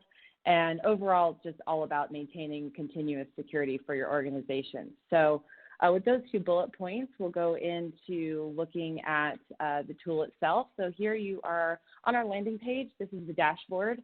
And the first thing that you want to know about it is that everything you see is completely clickable and user-friendly and very able to edit and customize to your liking. So you can just easily click in this edit dashboard mode here, and now all the widgets can be easily moved around. So if you want to move something up or something down, you can do so.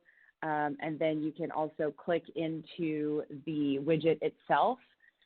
Easy to edit.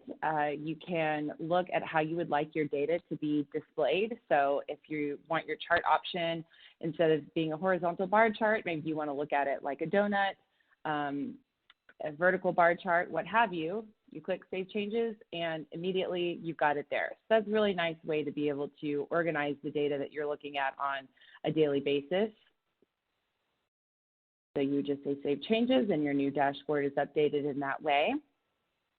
Once you've got your overall dashboard set up, the next thing is that you really can dive in deep to what you're looking at. So for instance, this is showing you about logon failures per user. So if you want to look at what's going on with Billy Bob over here, you can go into the event info, and it will take you from the dashboard over to our events page. You look and see where that user logon failure is happening or failed authentication, gives you the detection time, and so on. If you look at something like events by type we've got listed here, so looking at web traffic, again, you just click into that, very simple. And if you want to see this happening in live mode, you can simply turn this on, and you will start to see the events roll in an actual live mode situation, which is pretty cool. So going back to the dashboard, if something that we'd like to show is the rules setup. So clicking in over here, what's really great about this tool is that, like Manya said, it is meant for anybody who is running IT security within your organization. So it's not necessarily just someone who has a specialization, and it's not going to take rocket science to be able to implement this and show real value right away for your company, because what we have is a bunch of preset out-of-the-box templates. So in creating rules, you can see these are like the rules that are set up here. But if you wanted to create a rule from a template, you would simply click there, and you can literally see hundreds of different templates that have already been pre-configured to help you identify what's going to be most important to you in terms of threat detection, events, incidents, what have you. And what's great about this as well is even though these rules have already been created for you, if you wanted to customize one, you can simply click on it, go next, and edit that rule there. But further than that, if you have something that you'd like to create completely from scratch, you simply say create new rule, and that can be done as well. So just as an example of something like a use case, from this rules page, you could look at something, for instance, tagged by active response. So there's a rule set up here about detaching an unauthorized USB device. So that would be a common use case that you would definitely want an active response alert set up to, if a user was using an unauthorized USB, they could have it detached. So again, this is a super easy to use interactive tool to help you really maintain the best practices for implementing security within your organization. And from there, I will hand it back to Manya, and she can tell you a little bit about our other tool called ARM. Yeah, welcome back. So Access Rights Manager, and I'm just sharing my screen now, is a tool that allows you to not just only monitor access rights and in terms of a user permission and a user access right, but also a group membership or group rights overall. So in this, ARM has like 4 or 5 major areas where you as a customer can focus on, and it's very self-driven. So first of all, everybody should start with a permission analysis, because only if you know your status quo, you can then act upon that and get to a better access rights situation. And like when your company is around for 4 or 5 years, I bet you don't know who has access to what in particular. And if there's any inactive accounts or like accounts with expired passwords and stuff like that. So you can take ARM to analyze all this. And then after that, you can move on with like the user provisioning, go create a new user or a group, and based on templates you have predefined for your company. So you only predefine a template for a marketing employee once, and then they always go by that template. You can, on top of that, create profiles that allow you to go by a lowest amount of access rights user in marketing, or a high amount of access rights like a department head, and can by that save yourself a tremendous amount of time. So, and then in addition, you want to monitor what's happening in your system, and we can allow you to create alerts and logs on the AD, file server, OneDrive, SharePoint, Exchange. And the good thing is you can take those alerts and then forward them to Security and Event Manager. Since ARM is really focusing on user access rights, you can then take these alerts, transfer them over to Security and Event Manager, and then see everything you need to see in Security and Event Manager. And as I said before, you should be starting with who has access where, like who is allowed to do what within my system. And going in here, you can create your own titles for reports. You can command them. You can decide on what you want to analyze. And basically, I want to show you that we're going to go into the file server, into the organization, and then we drill down into marketing, because this is where your data lies. Like, this is where most of your business relevant data is located.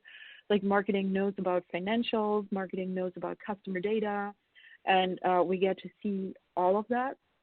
So then by taking that, you can then choose more details. You can even filter things in your reports. You can differentiate in between certain group settings, but there's also a very cool feature. It's pretty hidden. It's you not just only start reports manually, but you can then schedule them, and you can decide if you want to have them daily, weekly, or whenever you like them, or you can create them periodically. You can also just send them to your auditor. So you're doing your homework for them. And since this is going to take a minute, I prepared one report for you guys. So we're just going to go in the report overview. And by the way, this is storing all of your reports. So everything that has been created is going to be in here. And again, this is the Access Rights Manager report on who has access where. It's our EcoCast Upleveling security posture today. And then by scrolling down in the report, you see that we are looking at the marketing organization, and it's breaking down by user and by groups. And it's doing that for every folder within that structure. And you not only see single user, but you also see their permissions within that folder. And by scrolling down to the full report, and you see it's pretty long, ARM is breaking down the groups for you in terms of who's member in that group, so that's also getting documented. And then for going back to the start center here, I just wanted to quickly show you how easy you can create users or groups.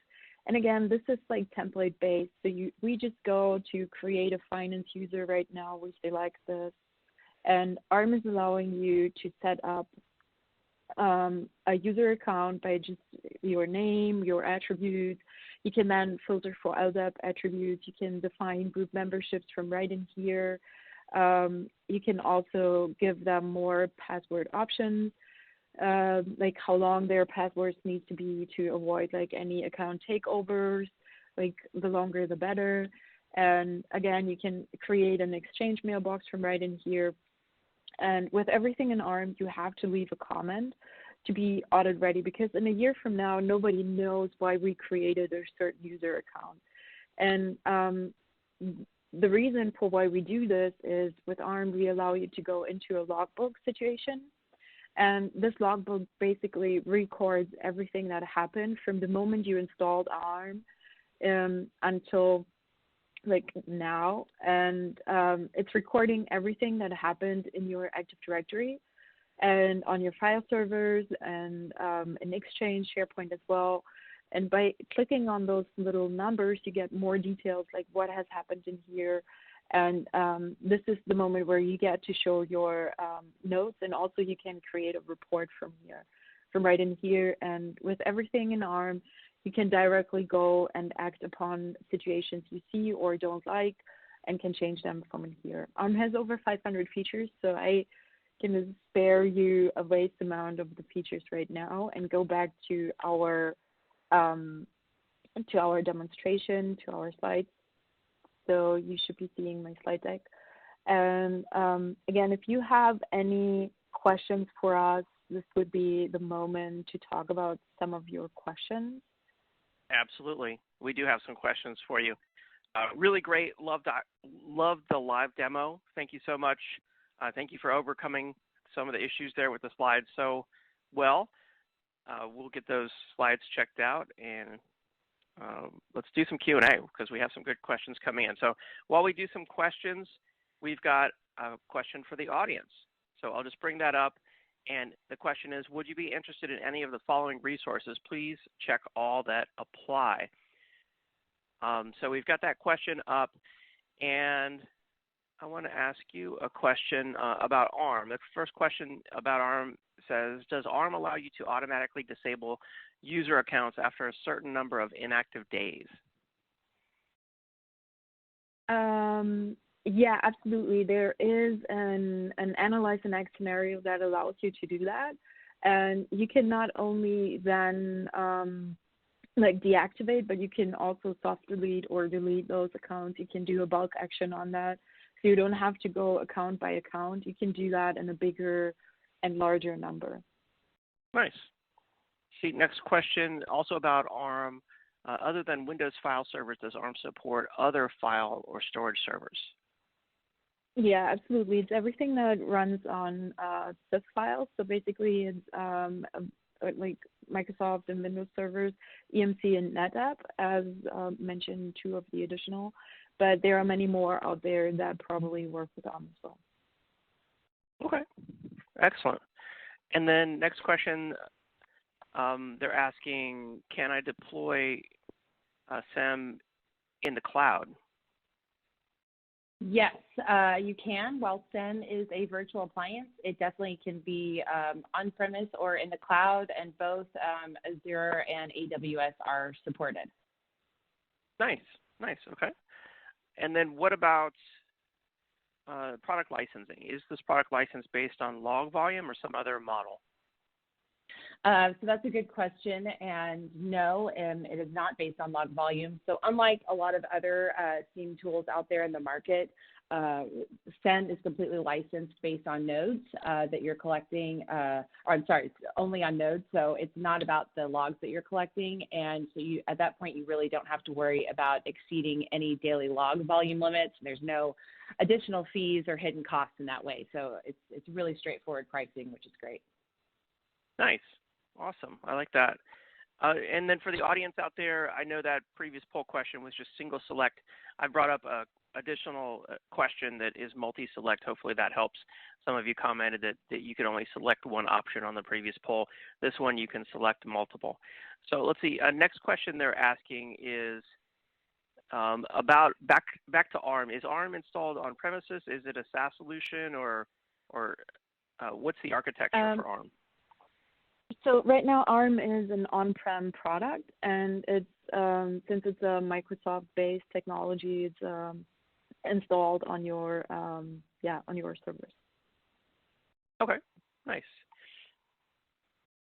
And what's the licensing model for ARM? Is it based on like number of Active Directory users, or how does that work?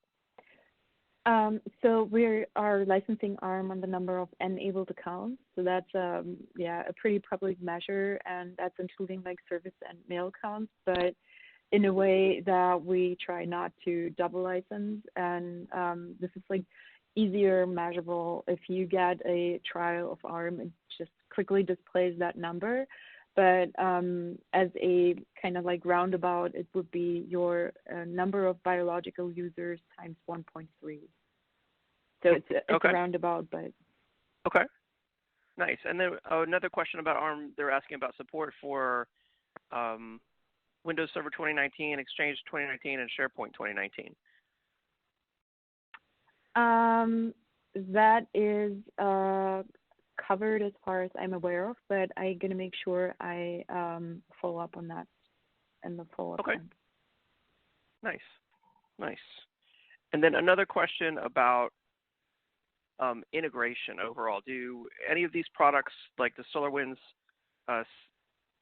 Security Event Manager, integrate with other SolarWinds products in some way?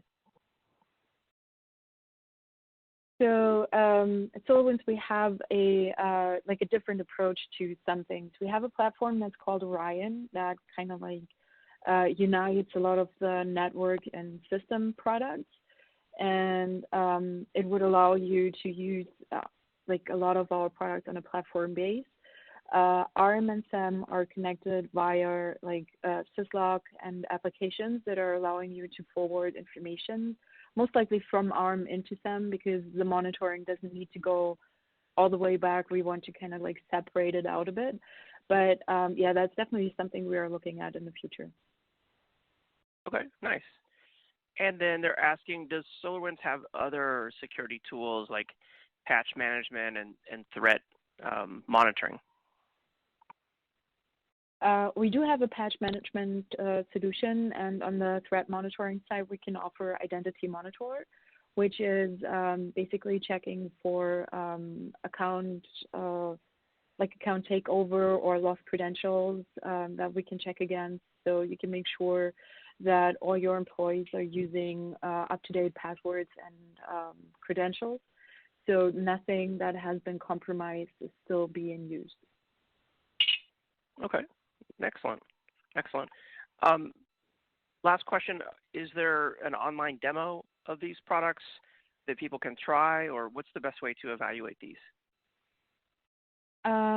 So there's two ways of evaluating these. You can do an online demo and just go onto the website, and we have a slide that allows you to click into the product pages.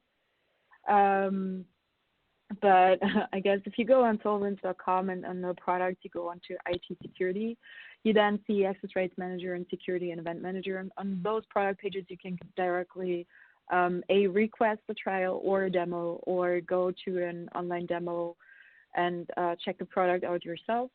Or you just request an SE guided demo or a trial that we guide with you, so you see everything with your own data, which I always would recommend because it's easier to see your own data instead of our demos that are kind of configured for demo purposes. Right, right. Okay. Very cool. Yeah, so online demos, easy, but demoing on your own infrastructure makes more sense. It'll probably help you to see more value out of the product. Yeah, and I mean, I totally get that. It's sometimes, you want to take the 5 minutes you have in between meetings and just want to click around. You can absolutely do that. But in terms of really getting to know a product, I would highly recommend that we go to, that you kind of like trial or get a guided demo, half an hour with one of our SEs. Yeah, absolutely. Yeah, that makes sense. All right. Excellent. Well, it's really been great having SolarWinds on the event today. Thank you so much, Ashley and Manya. Really appreciate you being on. Great demo. So guys, thank you for all your questions and for your patience during the demos. If you have any questions for Access Rights Manager or Security and Event Manager, we offer quite a lot of resources and product pages for you. So if you go on Sullivans.com, make sure you go onto the security section and hit Access Rights Manager and Security Event Manager. You can download the trials from right in there, request quotes, or ask further questions. I would also highly recommend thwack.com, which is our community of IT pros. By now, there's like almost 300,000 people on there. And we do play a lot of games, but also offer a lot of technical information. And like Thwack missions that are a lot of fun.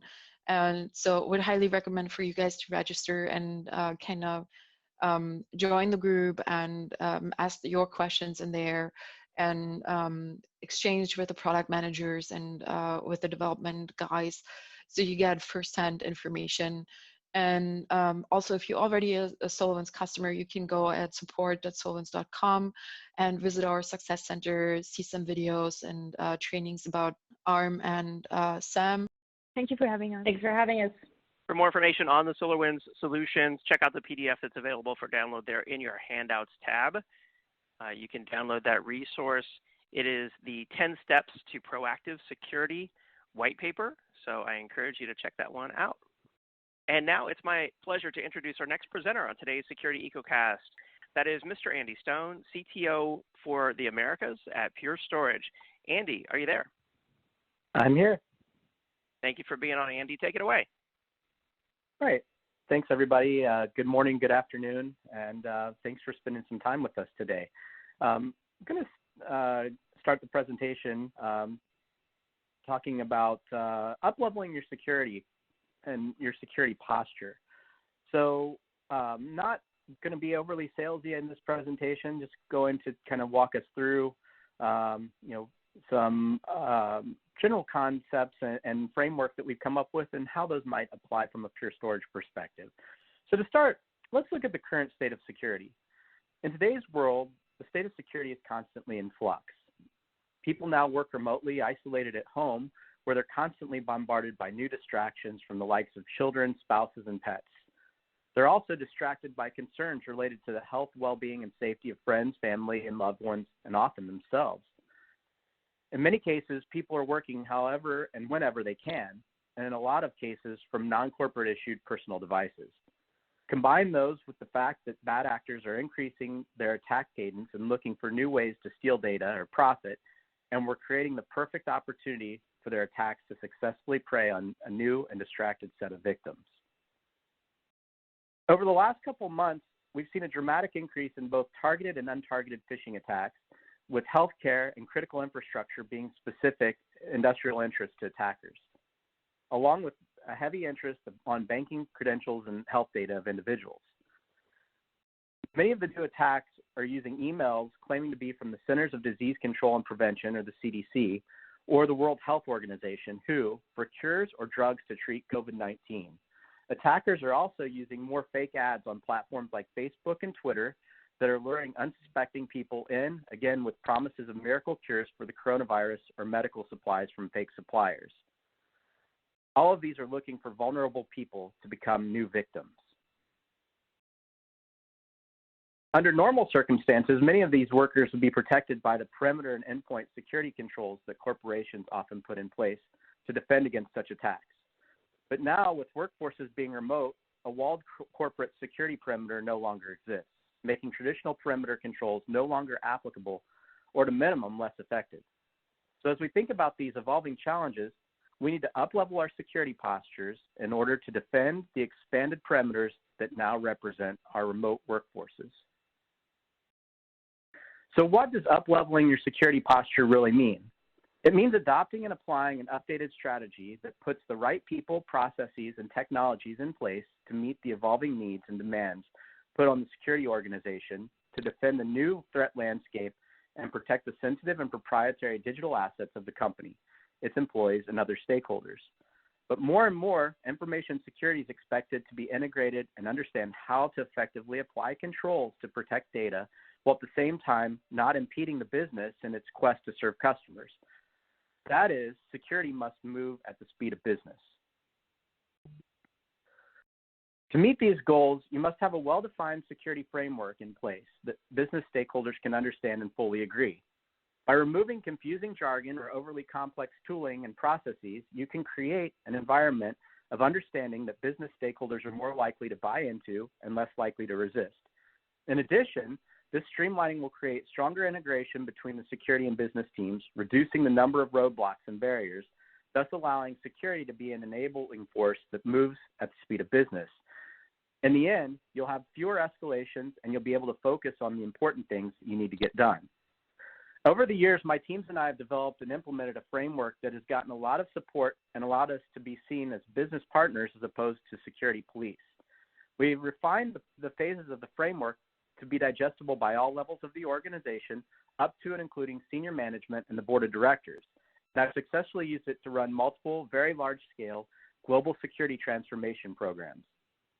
The framework is focused across 5 primary areas. First is get visibility. Second, get control. Third, reduce the surface area of attack. Fourth, increase the cost of the attack. And lastly, respond to the attack and evolve. The entire intent behind it is to know your environment and reduce the mean time to detect an attack to the lowest point possible such that you can respond quickly. So first is get visibility. This is all about knowing what you have and why. Without proper visibility into your estate, the rest of the up-leveling steps for the framework are irrelevant because they all build on the foundational understanding that you know what you have and what your estate looks like, what it's comprised of, and what it's doing. You must be able to survey your estate and put an adequate plan and defenses in place to keep attackers out. Without that understanding, you'll simply be shooting in the dark with the hopes but very low probability of actually hitting a target. Getting visibility generally involves a couple of key steps. 1, knowing what's in your estate and maintaining that knowledge of it. And 2, consistently gathering data about what's going on in your estate so that you have a baseline and can identify when something anomalous occurs. In terms of knowing the estate, this is often an arduous and manual process. You must spend the time to get a complete list of servers, applications, administrators, and users, document it, and find a way, either via CMDB or other tools, to keep that knowledge up to date. It's not easy, it's certainly not sexy, but it must be done. Bottom line, you can't defend what you can't see. Once you have the list, you can start to monitor and observe to create a baseline of activity. One way of gathering such data is using a SIM tool like Splunk. Of course, there are other tools on the market as well, but the whole intent here is to log event data so that you can look for anomalous patterns of behavior. Some organizations choose to log only what they deem as critical infrastructure or applications. While that reduces the amount of resources required to get visibility, I'd argue that that might not really be the best approach, as it's generally the server that's sitting over in the corner that nobody knows what it does, or possibly the application that's deemed a small or non-critical app that ultimately gets breached and is used as a weak link or a front door into your estate. If you're going to log, make sure you know what you're logging and why, or more importantly, what you're not logging and why. If you're not logging the right things, you may as well not be logging at all. Getting visibility with the remote workforce is challenging, but through logging, you can establish an understanding of things like user connectivity, where they're coming from and when, the types of devices being used, the types of workloads being run, etc. This effectively helps define your baseline of users and the activity from a security perspective. I also want to share an example of what we're doing at Pure. We currently log more than 35 terabytes of telemetry data per day from more than 22,000 of our appliances deployed to our global customer base.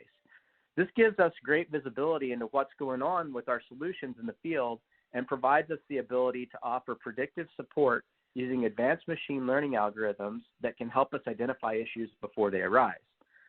This allows us to proactively reach out to our customers and advise them about potential issues before they occur, helping to make sure they don't get impacted by a known issue, making them more resilient and delivering a better overall data protection program.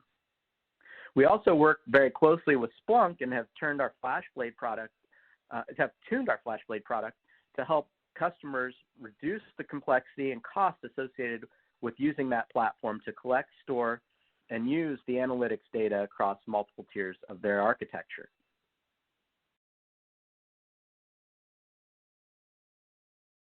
Ultimately, though, collecting a bunch of data in and of itself isn't all that useful. As the old adage says, bad data in, bad data out. This definitely holds true with security data, and the results get amplified significantly, especially if the decisions you're making on that bad data outputs are wrong decisions. The key to getting visibility is quite clearly this: know your estate, maintain that knowledge, and know what you don't need to capture and why. And lastly, on this point, you need to be putting your data collection strategy together.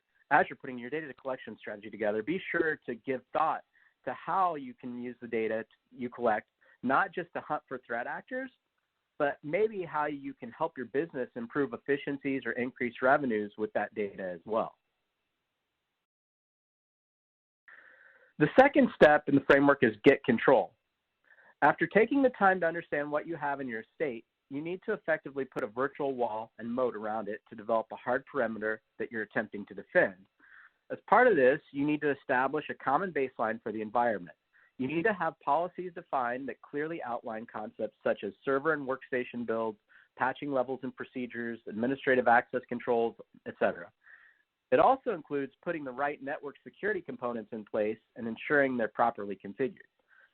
Essentially, you must define for everyone what good looks like. You'd be surprised, or maybe not, about the number of organizations that still deploy infrastructure into production with default administrative credentials enabled and ports open. Turning this to the opening points around the new workforce, we need to educate our end users on these configurations too.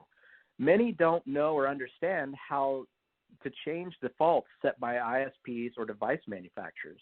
This can lead to major holes or vulnerabilities that you may never have had to worry about or rely on in the past. Also, making sure that endpoints are appropriately configured, patched, and up-to-date security software is another key. Many home users forget to update their anti-malware software regularly, and some probably don't even have such software. So finding a way to make something available might be a good strategy. In my past, we worked with one advanced malware product company to make versions of their software available for free to all of our employees for home use. That cost was nominal, but we had very good uptake, and something like that could be a lifesaver, especially in today's world.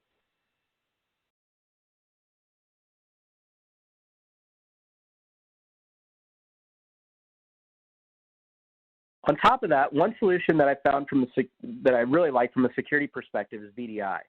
The mere fact that you have complete control over the environment, it's potentially accessible from any device. That's a great thing.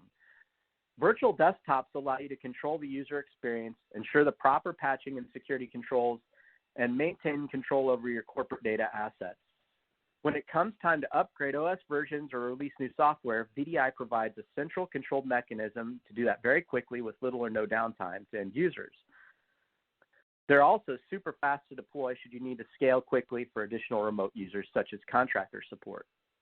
At Pure, we've been spending a tremendous amount of time on this topic because our FlashArray product was essentially built from the ground up to run VDI faster and with greater density than any other product on the market.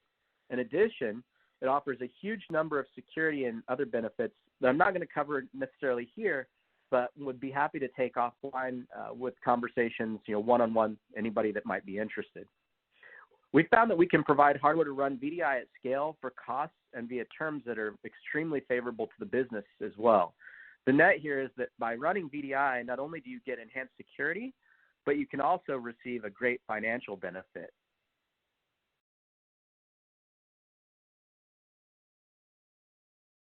In the end, tools will serve as one element of getting control, but tools alone won't save you. Security analysts love their tools. They love the new and the sexy. They hate the dull, repetitive tasks that are central to the solid core of security. So as painful as it might be, constant and consistent good hygiene is a must. So you should wash, rinse, and repeat. Once you know what you have and you've established a baseline, then you can start to reduce the surface area of attack, which is the third step in the framework. Simple but often overlooked tasks like cleaning up your firewall rule sets and reviewing administrative access can go a long way to reducing your attack surface. But those tasks are often seen as far less sexy than working with the latest and greatest of new tools to hunt bad actors. So they're not done frequently, and they're often not done until it's too late. Good hygiene activities apply to your work at home users as well. Making sure they have the right access to the right systems in the right ways is absolutely critical.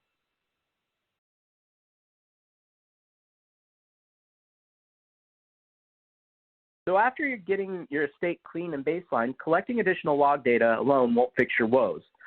Once you have the data, you have to know what you want to do with it. I believe in separating logs from analytics. I want to be able to put multiple analytics tools on top of the data that I collect so I can produce different analytics and look for different patterns. And let's face it, some tools are just better for some operations than others.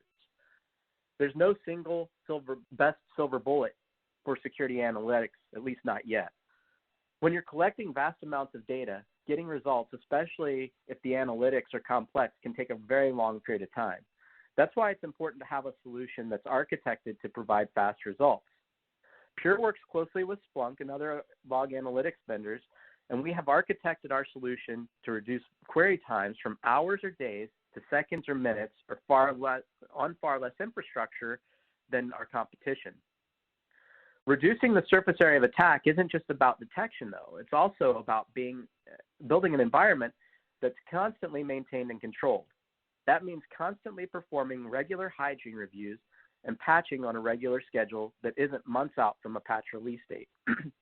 Additional concepts like having as few a number of unique desktop and server builds as possible, having consistent security hardware and software models and versions with shared configurations, and having clear application development standards with defined criteria for production releases are also keys to reducing your surface area of attack. Reducing your surface area to a consistent and managed state will buy you time.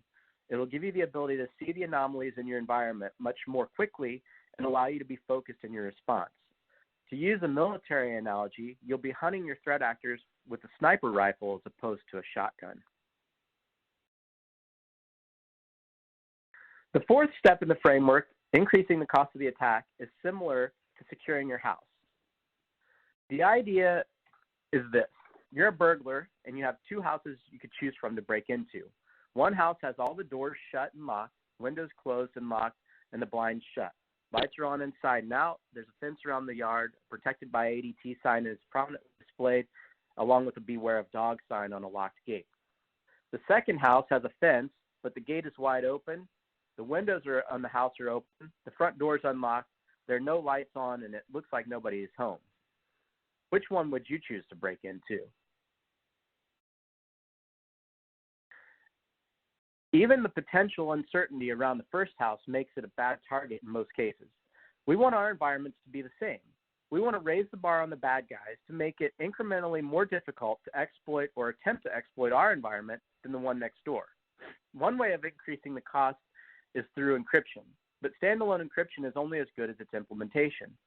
At Pure, for example, we encrypt data end-to-end all the time, both in hardware and software, and that encryption can't be turned off. But we also raise the bar by providing integration with House for external key management so that the encryption keys are fully controlled by you at all times. This is an important distinction, not just with Pure, but especially as you work with cloud service providers or SaaS, where you often are a consumer of whatever protection or protections the provider might choose to implement. Remember that your security is only as good as the weakest link. So you have to put the same level of diligence and effort into reviewing and applying security controls for all of your connected systems or estates in which your data might reside. Make sure your remote users aren't storing companies' data in insecure places, whether it's on physical media like USB drives in their possession or in unapproved cloud environments. Help users understand the associated risks and be certain that they have secure connectivity to your internal storage environment and or provide them with other approved and secure locations to store media to store their files. Managing and maintaining your estate applying patches and security updates in a timely fashion and effectively controlling access takes time, effort, and fortitude up front, but it'll pay dividends in spades in the end. You also need to have the right systems in place to raise the bar in areas like authentication and network controls. They take time and effort to implement, but are well worth the investments in the end. So they're definitely an area not to be overlooked as you raise the bar and increase the cost to an attacker. The fifth and final phase of a framework is to respond and recover and involve. While the goal is to avoid a breach in the first place, a motivated and resourceful adversary will likely, with time, get in. This makes your ability to respond, recover, and evolve as quickly as possible a critical element of the framework. As part of this, you must give strong consideration to data resiliency and continuity plans. But it's not just the technical response that's important. Outages can cost a business tens, hundreds of thousands, or even more dollars per minute. So having the right recovery processes will save you time and demonstrate your readiness to restore the business quickly and save from potential financial and reputational losses. In addition, using knowledge gained from attacks both pre and post-event can help you evolve so that you can hopefully avoid a future bad situation altogether.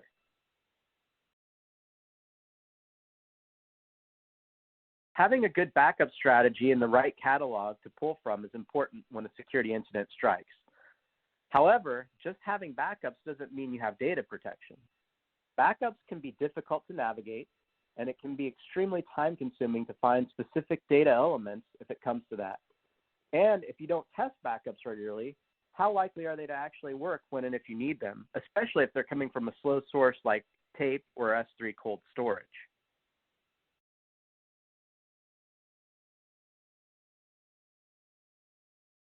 This all makes the ability to quickly restore when an event occurs a key to success. It doesn't really matter how good your backups are or how many you have if it takes an unreasonable amount of time to use them or if they fail when you try to recover. A lot of SaaS companies and hyperscalers have very high availability expectations from their customers. Outages that require backups to be restored could cause missed SLAs, which could result in penalties and loss of confidence from customers. That's something you clearly want to avoid. When the business has to take an outage, there are significant costs incurred, and faith is lost in the IT systems and those in the business that have been entrusted to manage them. At Pure, we've developed a rapid restore technology to help business avoid unforeseen outages or take potentially devastating downtime. Our FlashBlade solution is architected to have one of the fastest backup and restore speeds available, with stated peaks of 90 and 270 terabytes per hour, respectively, and no reduction in performance as data volumes increase. This is an extremely important concept to take into consideration as our workforces remain remote. Having an ability to back up and restore in the event something happens, especially remotely, can be quite challenging. So it's something that must be planned for in advance so you're not caught off guard. Finally, we know that backup and restore capabilities are hugely important, but so do the bad guys. That's why in a ransomware attack, adversaries will often target backups before deploying malware or ransomware payloads. This is all in an effort to make restoring extremely difficult, time-consuming, or even impossible. To combat this, Pure developed a feature called Safe Mode Snapshots, which we provide as an included feature in our FlashBlade product line. Pure's Safe Mode Snapshots provide additional resiliency by giving immutability to backups, making it impossible for an attacker or rogue insider to delete backups before employing ransomware or other attacks. Given the increase we've seen in ransomware attacks over the last several weeks, and given the reduced protections with distributed workforces, this is not a threat to be taken lightly, as it could completely take down a business or part of a government in the blink of an eye.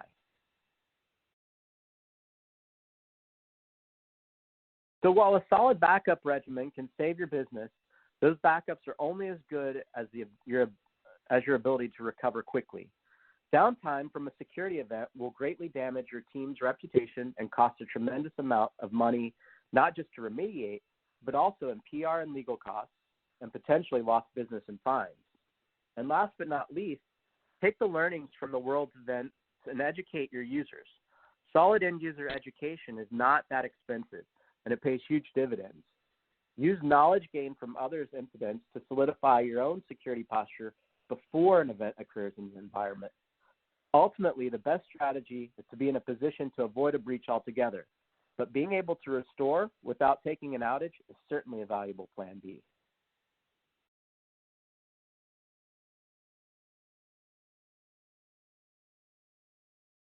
Lastly, I hope I've offered a little bit of food for thought in this framework and can help your organization consider its security posture. Information security is and will be a complex and challenging topic. Working together, we can share knowledge and help build defenses together that will protect us each individually.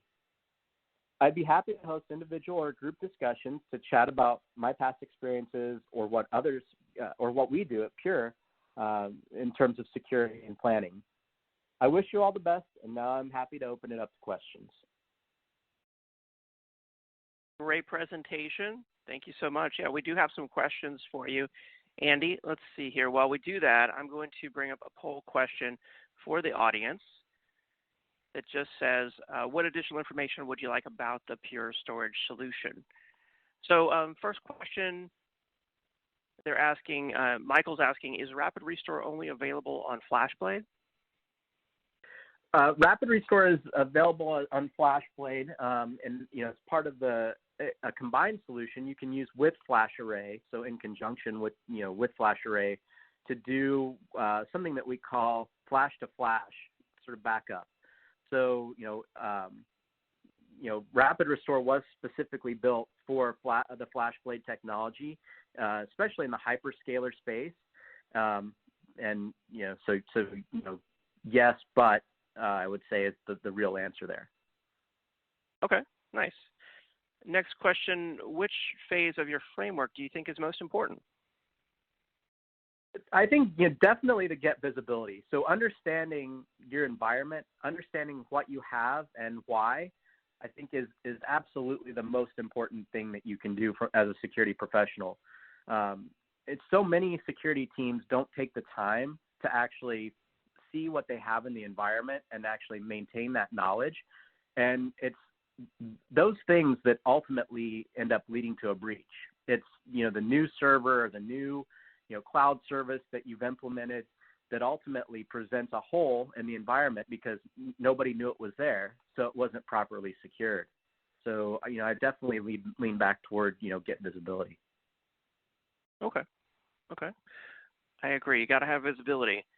Next question, what type of resistance do you encounter when implementing this framework or when you have implemented it in the past? Yeah, so a lot of times cost, right? So cost is always a challenge in IT environments, and security is no different. Of course, nowadays security tends to get a lot more budget than we have in the past.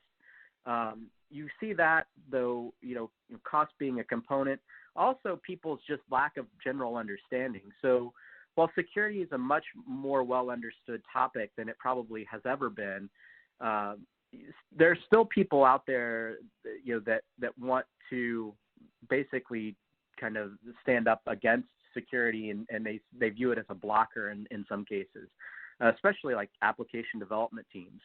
So where they're trying to deploy security, they're trying to deploy their application quickly into production, following the right security steps, making sure that they've had the right, used the right tooling and done the right things before deploying an application, for instance, can lead to resistance and a bit of heartburn at times.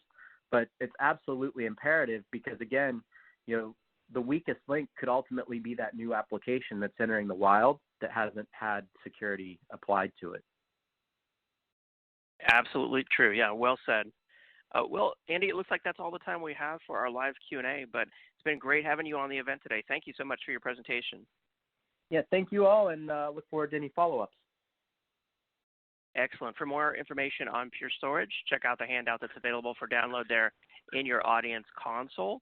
It's all about improved ransomware recovery with safe mode on FlashBlade with Pure Storage. It's an independent report from ESG.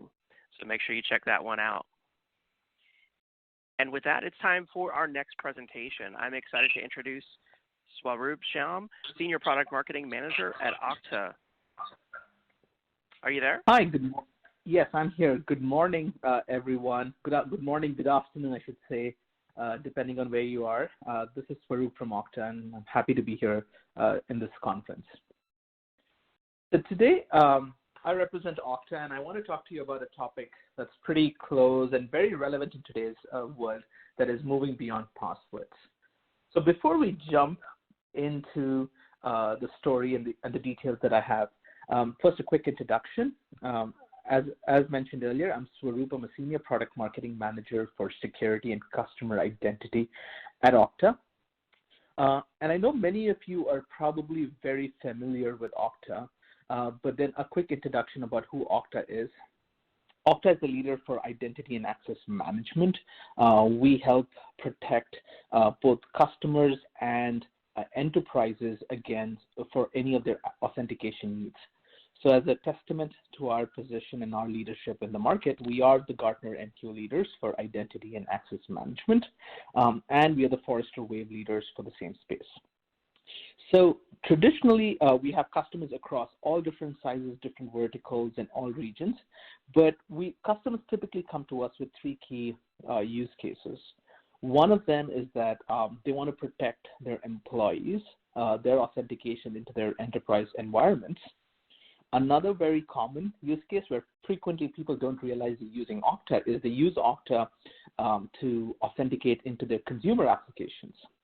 You know, if you've used MLB, if you've logged into the MLB, streaming service, behind the scenes, Okta is powering the authentication experience. Similarly, JetBlue, MGM Resorts in Las Vegas, all these other different consumer properties use Okta as their identity and access management. So a lot of people are not even familiar with that fact that Okta is powering that behind the scenes.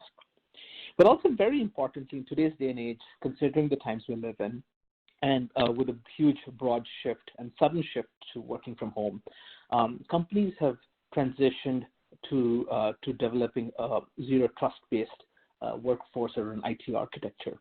And as anyone who might have implemented or who has heard and studied this side of an architecture, identity becomes a very foundational piece, probably the most foundational piece as you think about zero trust. And in order to facilitate that, Okta has kind of helped a number of companies transition to a zero trust environment. But the foundation for that question is, when you go towards a zero trust environment, authentication, identifying who is trying to authenticate into your service, and having a level of assurance around that authentication experience becomes very critical. And that's why today at Okta we've thought about historical authentication mechanisms using passwords. But what we realize is that as we see stories of phishing, credential stuffing, a whole range of identity-driven attacks, we know that current authentication models, which is primarily based on passwords, is no longer good enough. The fun piece of information for a lot of you folks is that the history of passwords actually traces back to the Roman Empire, and modern password-based authentication traces back to the 60s and 70s when MIT started building out shared resources. But what we see is that passwords as a concept, as an authentication method, is now at the edge of its applicability, right? Not only is it risky from a security standpoint, but we also see that it adds poor user experience, especially if you have a mobile environment, or if you think about it from a cost perspective, passwords adds a lot of additional cost from an IT and support standpoint. But very importantly, we know that 81% of all hacking incidents, as Verizon reported in the 2017 data breach report, has been tied to weak or compromised passwords.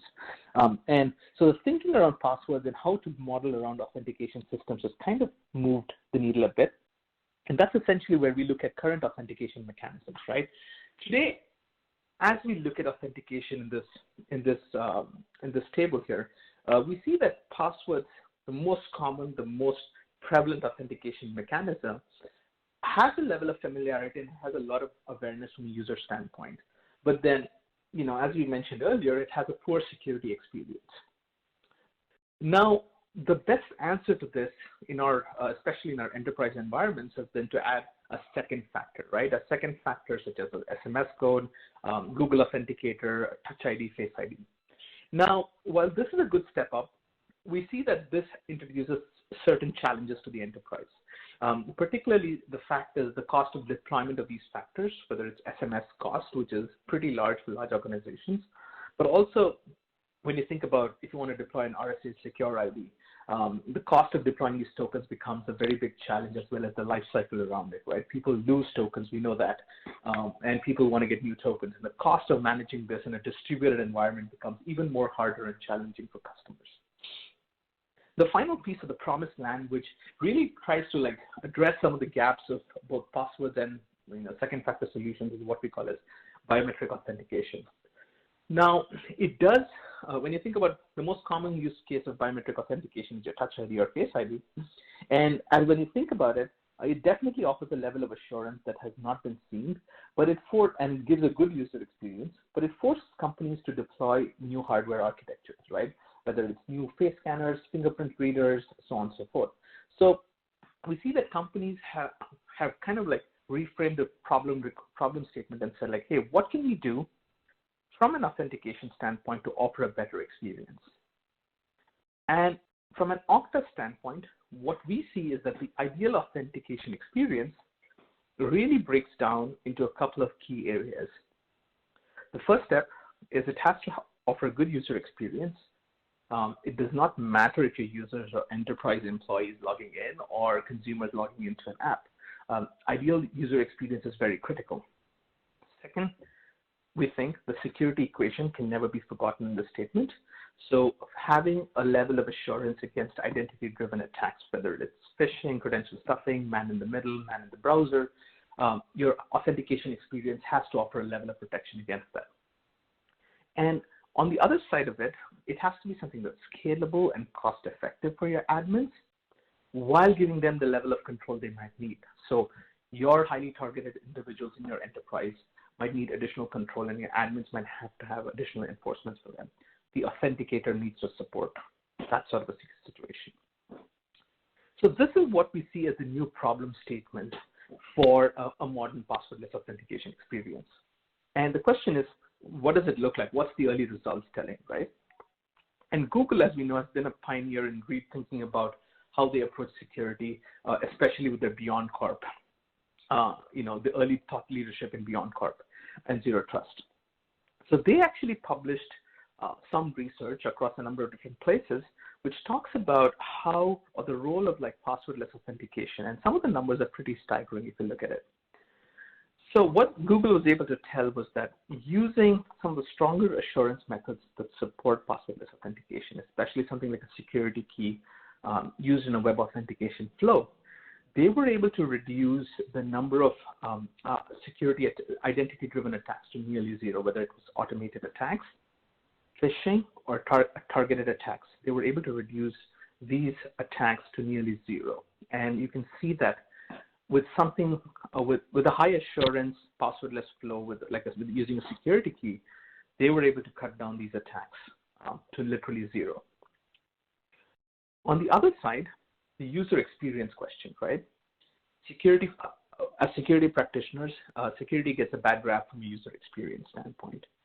But when Google did a survey internally with their employees about using OTPs versus security keys, they found that security keys were not only essentially secure, but they also found that to be a faster means to authenticate.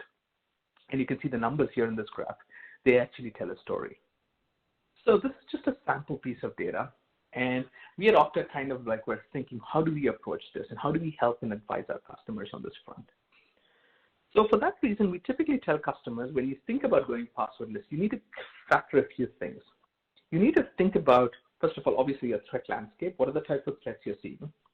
What is the technology that you have? Because there's a certain technology limitations that come into play while going into passwordless. What is the user behavior? This is a very important consideration because user behavior actually drives a lot of adoption for passwordless technologies. And not factoring in user behavior towards deployment of passwordless has actually a lot of implications for you. The final piece that we see is cost. And cost, obviously, because different passwordless approaches have different cost implications. So thinking about cost and scalability becomes a big part. On the inverse side, you have to think about adoption because, with passwords, as in on the negative side, you have to think about adoption because passwords are essentially very common and password managers are pretty ubiquitous. So adoption becomes sometimes an interesting conversation internally. The next piece is authentication. I say this because in terms of authentication, we realize that companies need to think about a broad set of use cases. There is no one-fits-all passwordless solution. There is none. Certain enterprises, certain smaller scale enterprises might have a solution.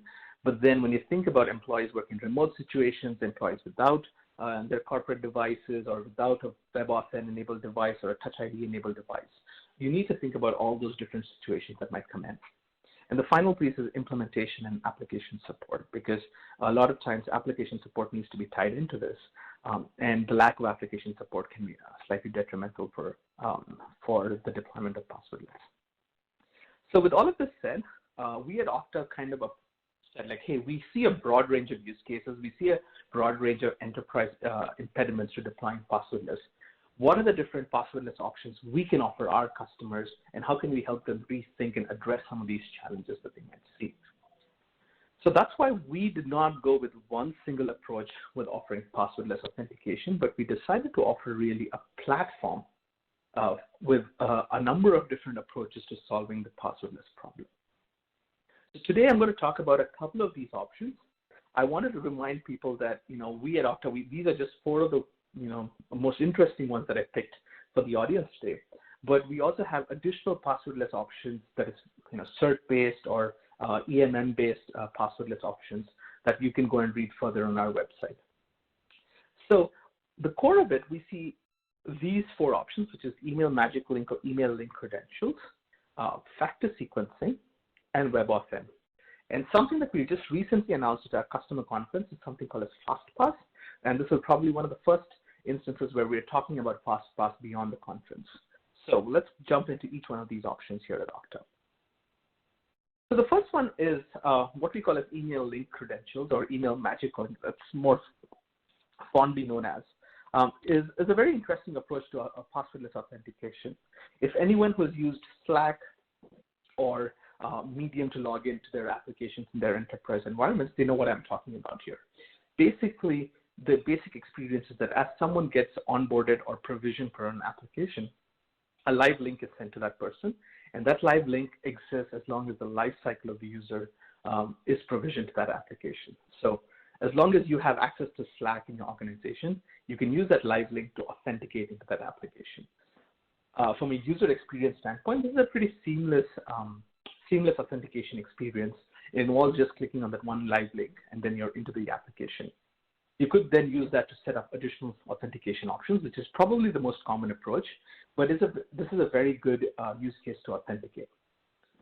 Interestingly, also when you think about scenarios where users don't necessarily have access to, let's say, a FIDO2 enabled hardware device, Email Magic Link can offer a backdoor option where you can temporarily enable the user to access without having a password enabled.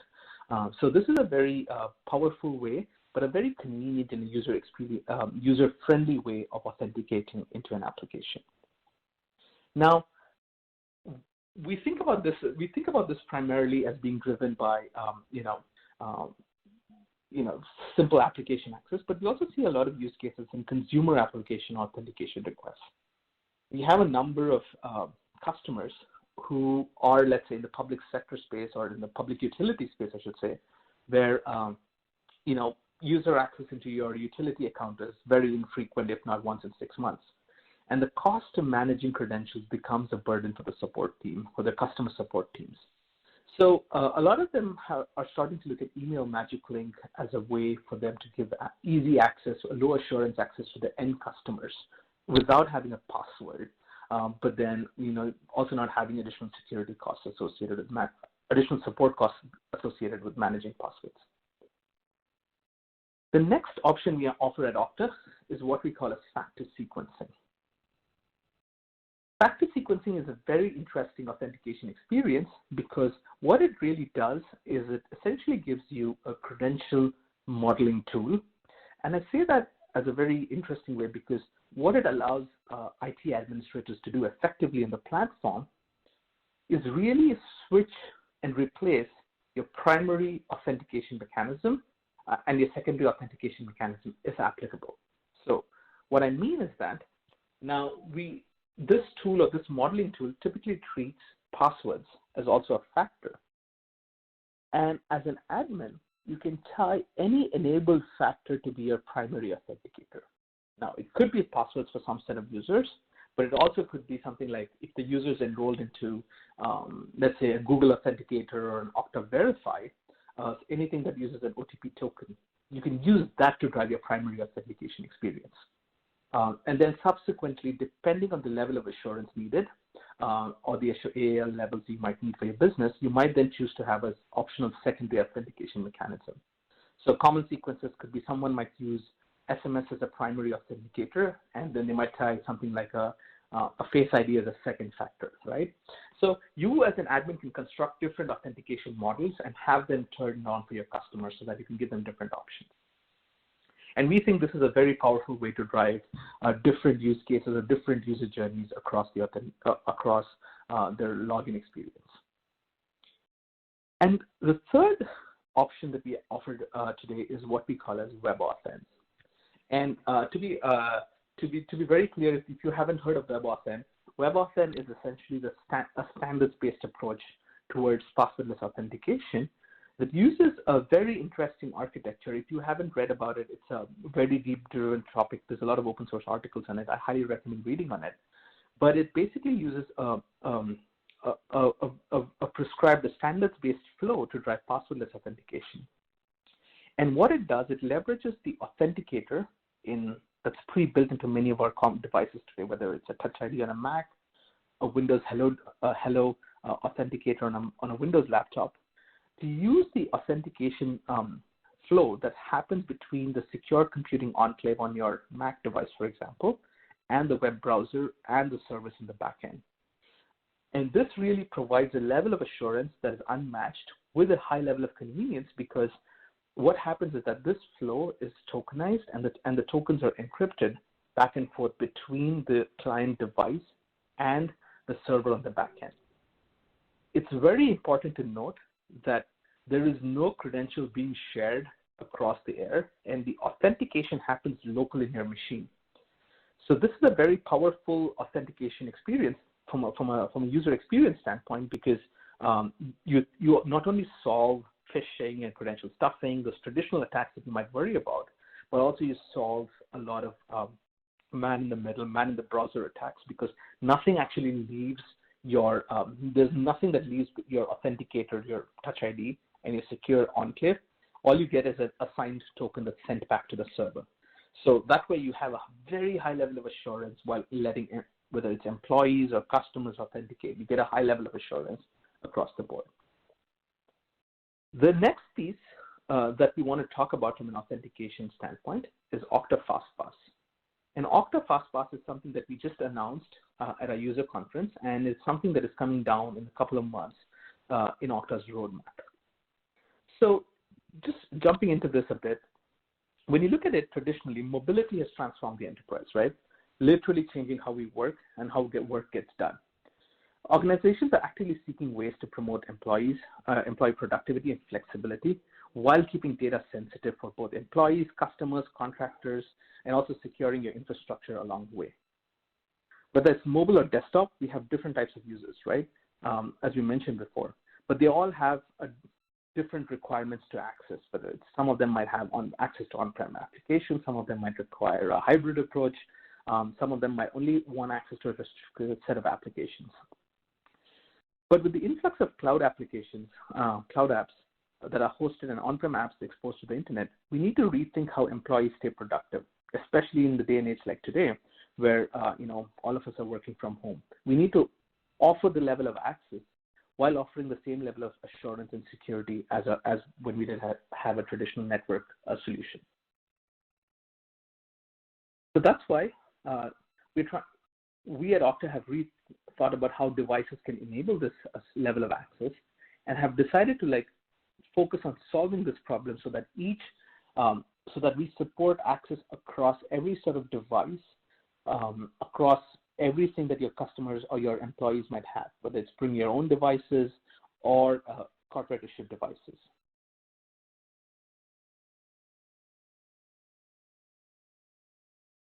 So the influx of new device types particularly, right, paired with the new need to move to the cloud has prompted organizations to rethink the traditional dependency they might have had on Active Directory. To put it simply, Active Directory cannot keep up with today's modern IT landscape. For example, as an on-premise service, it's difficult to offer the same level of usability for cloud applications on any device, on any user type. So traditionally, if you remember, if you wanted to access anything that is only accessible in your network, you probably needed to use a VPN. And we know that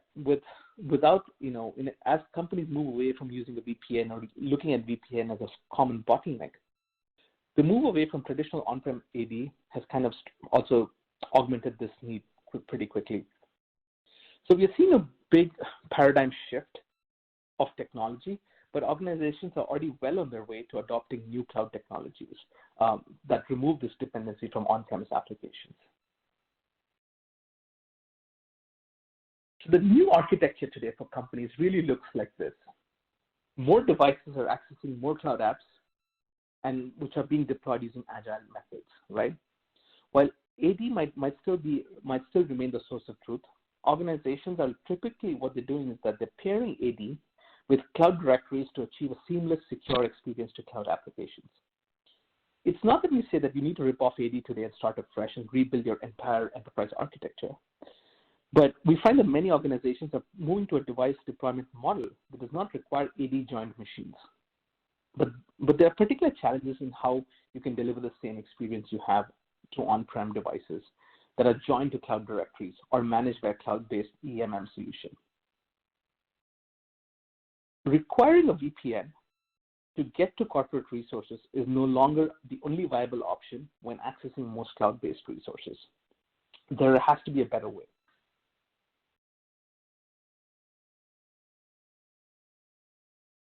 So that's why ultimately what we see is that the rapid adoption of cloud-based services has kind of forced companies to exacerbate old challenges and actually introduce newer challenges to these companies.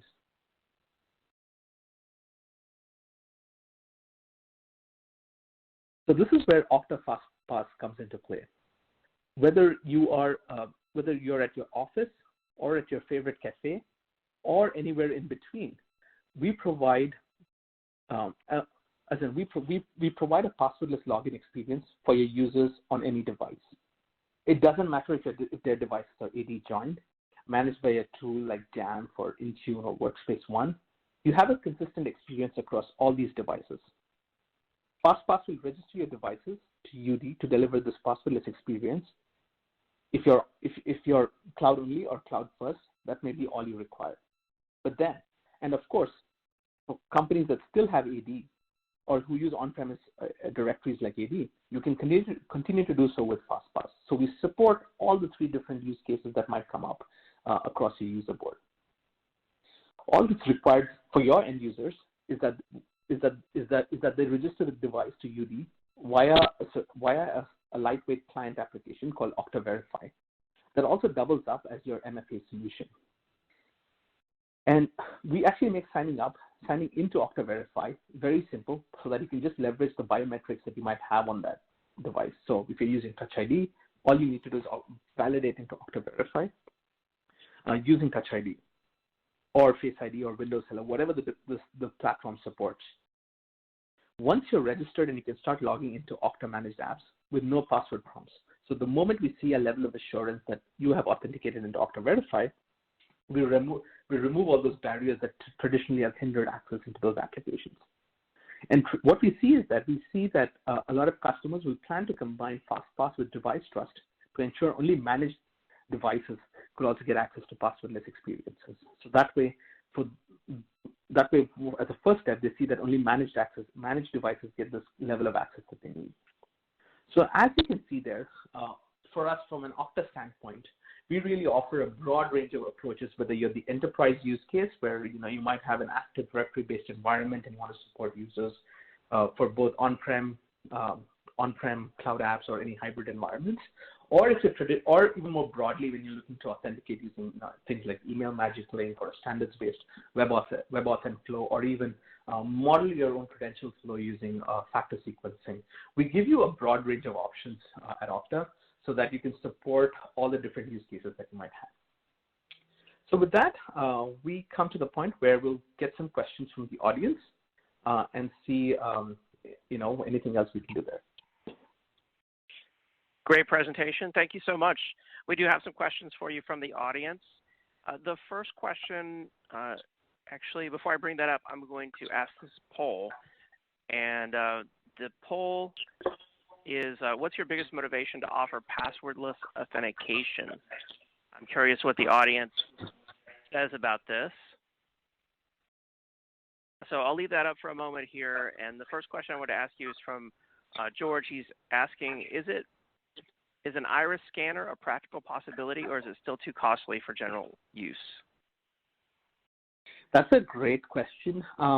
So we do have a few customers at Okta who have considered iris scanners. They typically come from high assurance environments like banking or I think healthcare is another one. And particularly banking, particularly the FSI, financial services industry, have considered these high-level assurance options. We particularly support integrations into these biometric authenticators, like an iris scanner. So typically the cost or the burden of acquiring these devices is with the customer and their appetite of investment. So we still see that to answer the core question, yes, the cost typically for things like iris scanners can be an additional cost, but customers that require that level of assurance are okay with making that level of investment.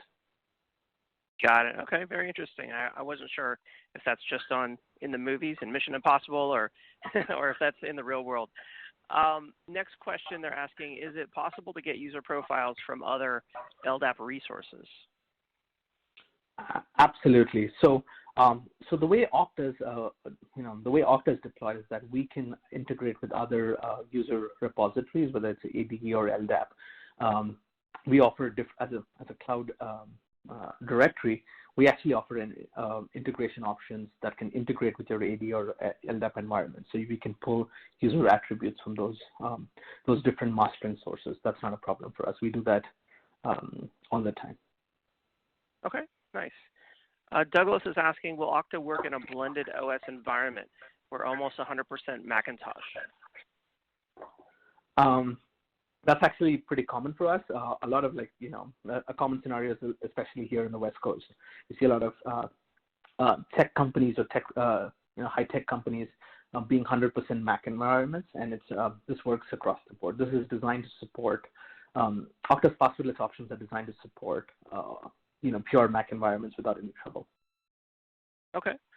Next question, Ren is asking, do you have any compliance certifications like SOC 2, SOX, HIPAA, etc.? Or do you help companies achieve those? So let me talk about Okta's own compliance achievements first. So Okta as a vendor is SOC 2 Type 2 compliant, and we are FedRAMP certified. So and apart from that, we have a host of other compliance certifications. If you go to trust.okta.com, you can see those certifications that we have. Now, does Okta help you achieve that? Yes, we don't essentially drive the process, but a lot of companies using Okta have managed to achieve those different compliance requirements that they might need, whether it's NIST or whether it's different federal certifications or healthcare certifications. They've managed to use Okta in those environments as well, so that's not a problem for us. Nice, okay. And I want to share with everyone the poll results from the previous poll. What's your biggest motivation for offering passwordless authentication? 54% said security benefits, 21% said reducing IT costs, 15% said better UX, and 10% said rollout of supported hardware. Swaroop, what's your take on that? Is that kind of what you typically see? Absolutely, yes, and it goes without saying that security is probably the biggest motivator for going passwordless. In this crazy time and age, we've seen a number of even recent spikes where, phishing and all these traditional attacks have taken a big uptick. So the biggest motivation we see is the security risks and identity-driven security risks, to be very particular. Okay, excellent.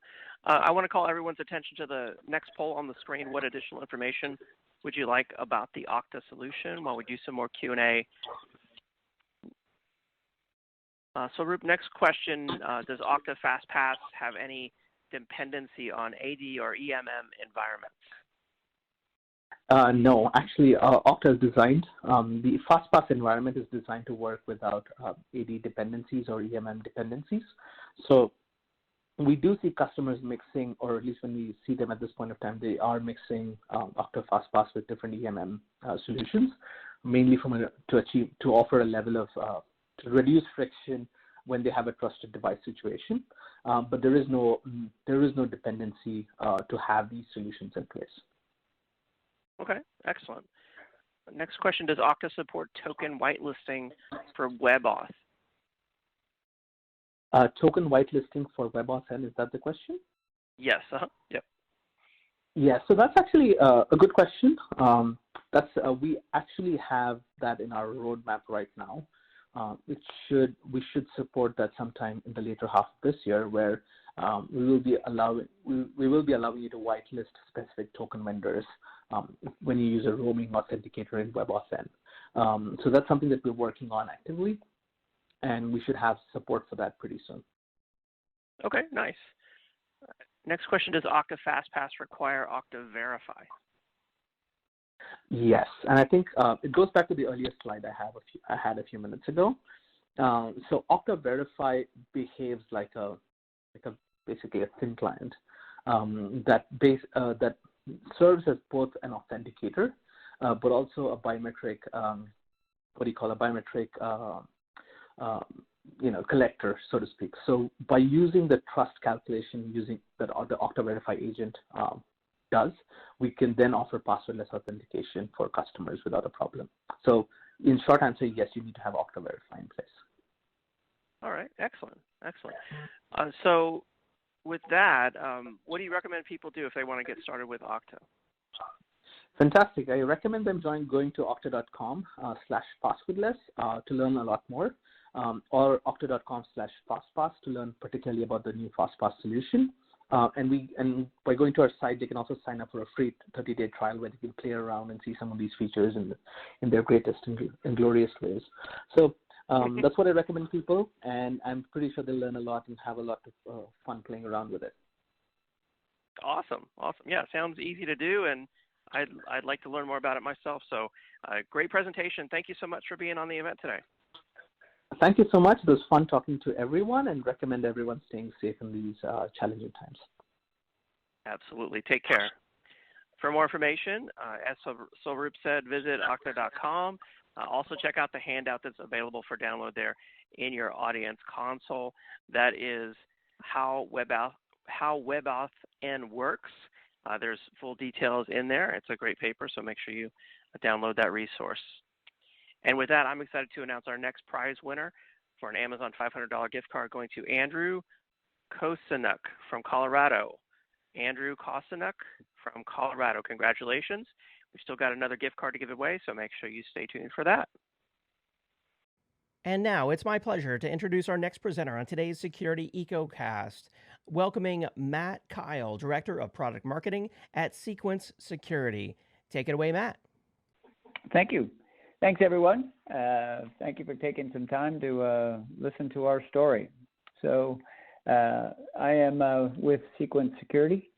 Today's topic, in order to talk about and link it to upleveling your security posture, I'm going to discuss what we think the top 5 API security considerations are. So let's get started. When we look at the use of APIs, particularly in today's digital ecosystem, the use of APIs has exploded, right? They're used for microservices communications. They're used to transfer information from your mobile device. When you think about a mobile device, there's really not a lot of not a lot of application running on the mobile device itself. It's typically using an API or a set of APIs to communicate back to a cloud-based infrastructure or a data center-based infrastructure. Same thing with web forms these days. It used to be that a web application was a monolithic application.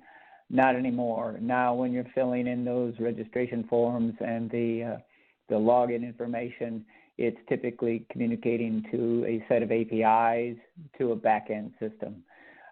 So there's a few examples of the different types of applications that are APIs listed here in the cloud. Suffice it to say that APIs are really exploding. And as a proof point, I put together a few numbers here: 23,038, 83%, and 66%. What they are is they represent the number of APIs published in Programmable Web's directory. And now this number varies on a day-to-day basis as APIs are published and removed, but it represents a significant number of APIs. These are, when you think about folks that have just gone to Programmable Web to publish the APIs, that's the tip of the iceberg. Really, the number of APIs that are out there in use is probably in the hundreds of thousands. In a survey done by Akamai, based on the CDN traffic that they'd seen, they put together some interesting information. 83% of the traffic that they're seeing now is API-based, as opposed to HTML-based. This, to me, is a staggering statistic. It might be a little skewed towards the Akamai traffic itself, but even so, it is a telling statistic around the use of APIs.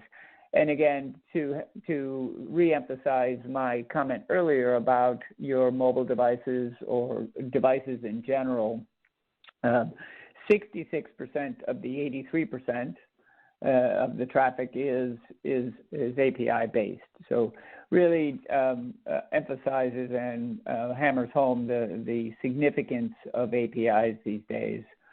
Another quick statistic to emphasize the web and mobile, from a SmartBear report, they're an API tool set, if you will. They talk a little bit about the stateless characteristics of APIs and how it improves the mobile experience, as well as accelerates the expansion of your ecosystem. Now, the challenge, of course, is that APIs, much like anything on the web, becomes a target for an attack. Particularly if you're an organization that has a customer login where there are assets of value hidden or stored behind that customer login or that registration page. Retailers have loyalty points. Airline has airline miles. Financial services, yours and my retirement funds are hidden behind that. The list goes on and on. So as you and I are logging in, at the same time, attackers are using stolen credentials, automated toolkits, and compromised infrastructure to launch anonymous, very highly automated bot attacks with the end goal of achieving fraud or theft, right? If your or my retirement funds are stolen, that's in our eyes, that's theft. In the financial services eyes, that's financial fraud. So the terms are oftentimes used interchangeably. And here's a couple of proof points around the use of the abuse of APIs. In October of 2019, we actually discovered a vulnerability in both Zoom and WebEx You've all heard about the Zoom bombing. Well, this is something that was discovered back in October of 2019, where the numeric meeting IDs can be automated and enumerated. So if you're not using passwords, then what happens is that numeric ID can be found because of the exposed API. A attacker could conceivably join that meeting and then surreptitiously view or listen in. Now, the attacker would show up in the meeting in the meeting user interface, so the moderator would be able to see that person. But if you have a large group of users, you might not take the time to validate that user. Again, this was something we discovered specifically around both the WebEx and the Zoom conferencing APIs. Both of them have been addressed and acknowledged by Zoom and WebEx, so this is not new or surprising information. The other example that we've found that is a financial services customer, where the attackers deconstructed the mobile application to discover the login APIs. They then were able to launch an automated attack, as I mentioned, using the credentials and attack toolkits that are available on the dark web. When they achieved an account takeover and they were able to get access to the funds, they would automatically transfer those funds over what is known as OFX, the Open Financial Exchange. It is the documented and industry standard protocol, if you will, for transferring funds in the financial services industry. And so this too is another example of how APIs can be abused in multiple ways. The first way is the mobile application. The second way is via the the OFX environment.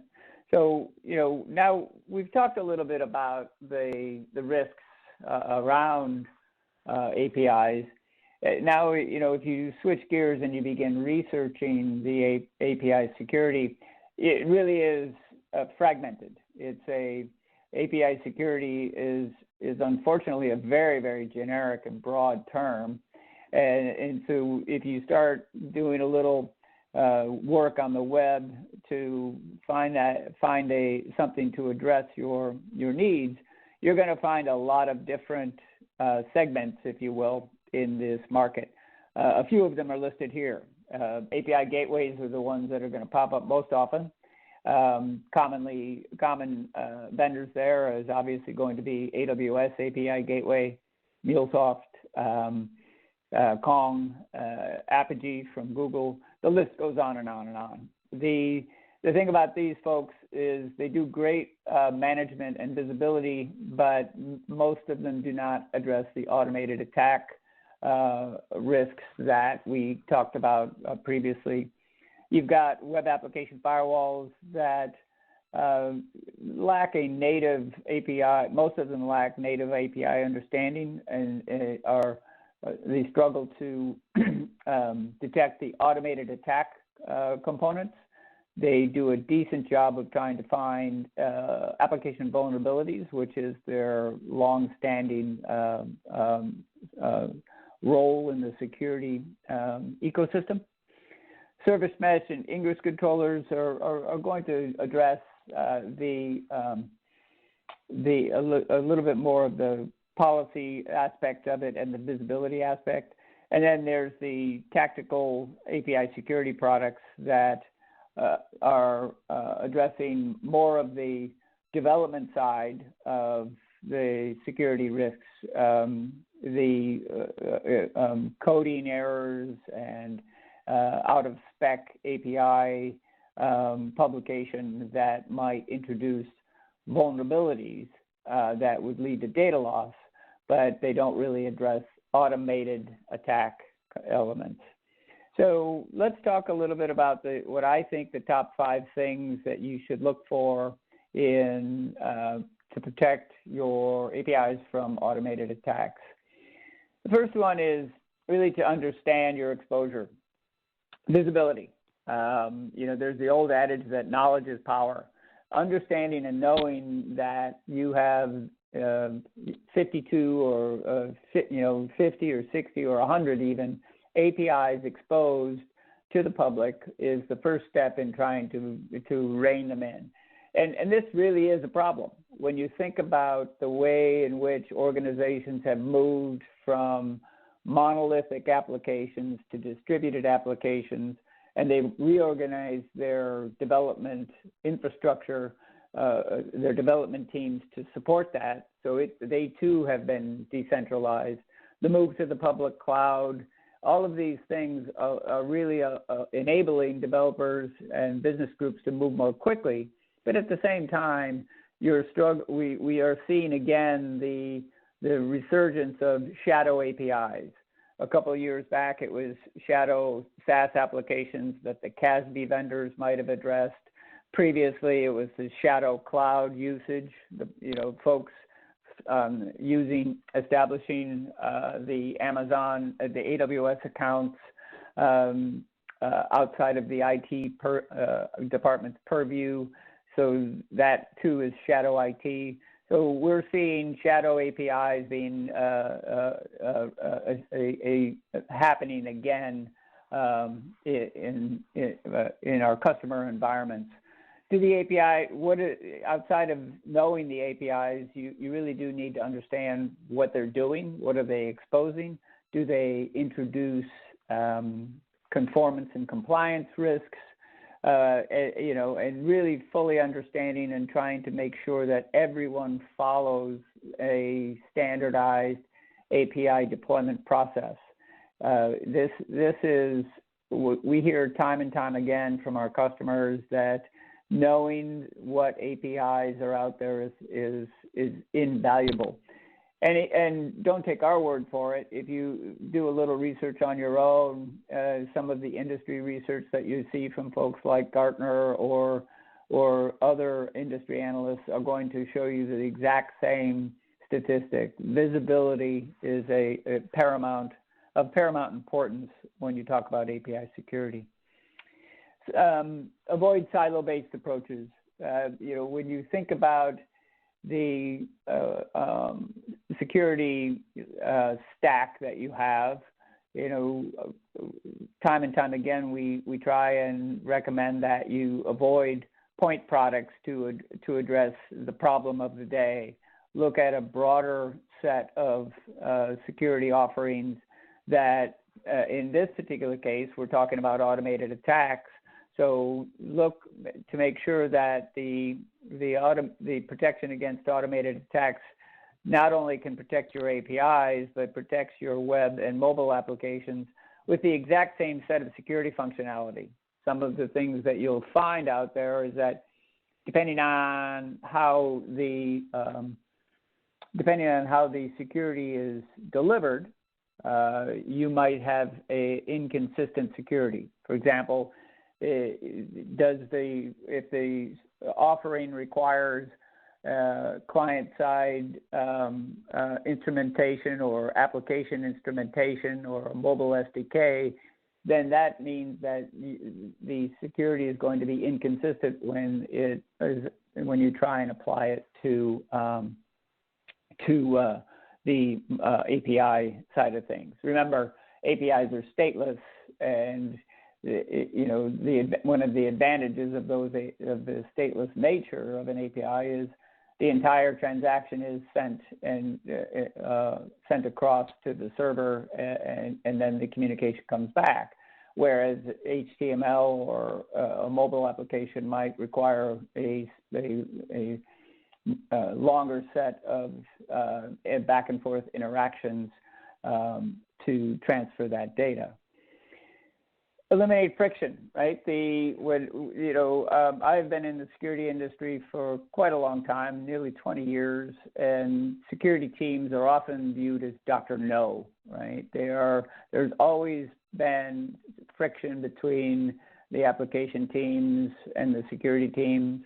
And so what you don't want to do is add to that friction, particularly nowadays where lots of organizations are moving towards more iterative, agile-like development processes and methodologies. So security needs to be ingrained and partnered with, as opposed to confrontational. So if you're going out and you're trying to find a security offering around your APIs, what you don't want to do is, our recommendation is don't force additional steps or additional new applications or that might onto the development teams that might inject further delay, might inject delay into their development process or additional steps into that development process. You want to make it as frictionless as possible, encouraging partnership between the two teams. The black box approach, avoid the black box approach. Yeah, when you're getting hammered with millions of transactions against a login, that is not only causing user disruption, but perhaps it's increasing the cloud consumption beyond what you had forecasted and making the application unstable. The last thing that you want to do is have to get on the phone with a managed service and try and figure out what the problem is.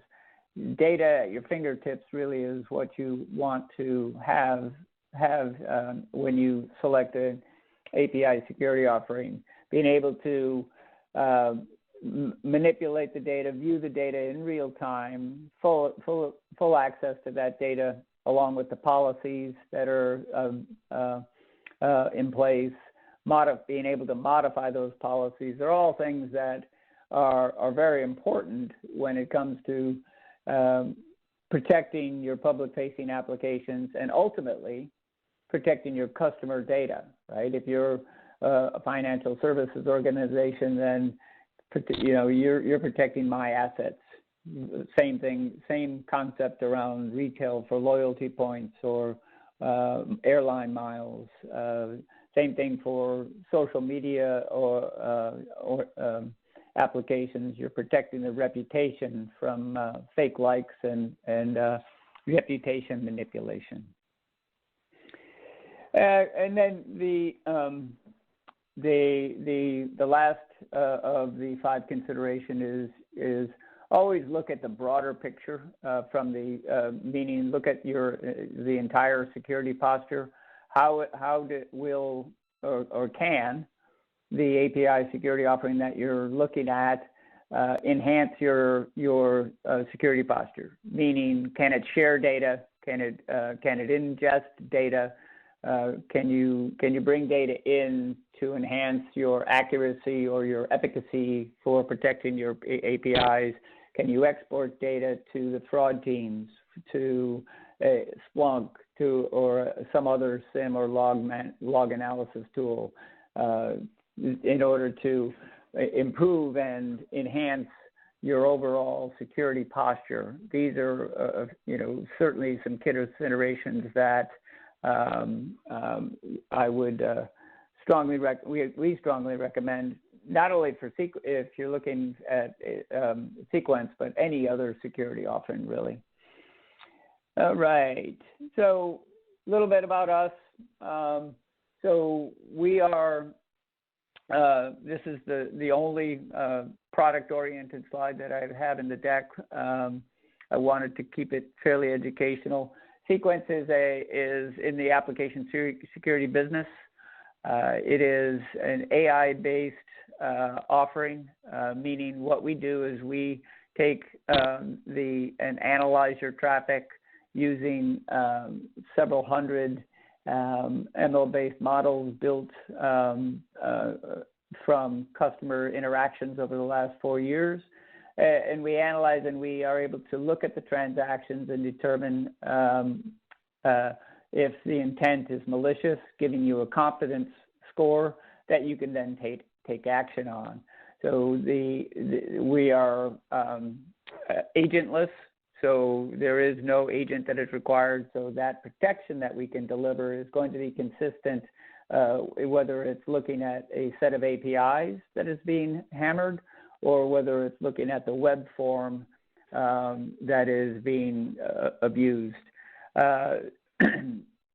The functionality that we have, as you see at the top there, is bot defense, API security, and then application firewalling capability, doing the traditional vulnerability protection, and as well as the prevention of highly automated attacks that might result in fraud or and/or theft.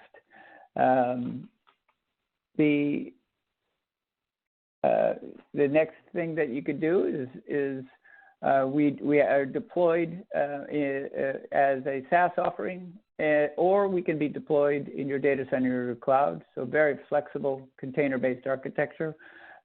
We have a free trial that is running currently.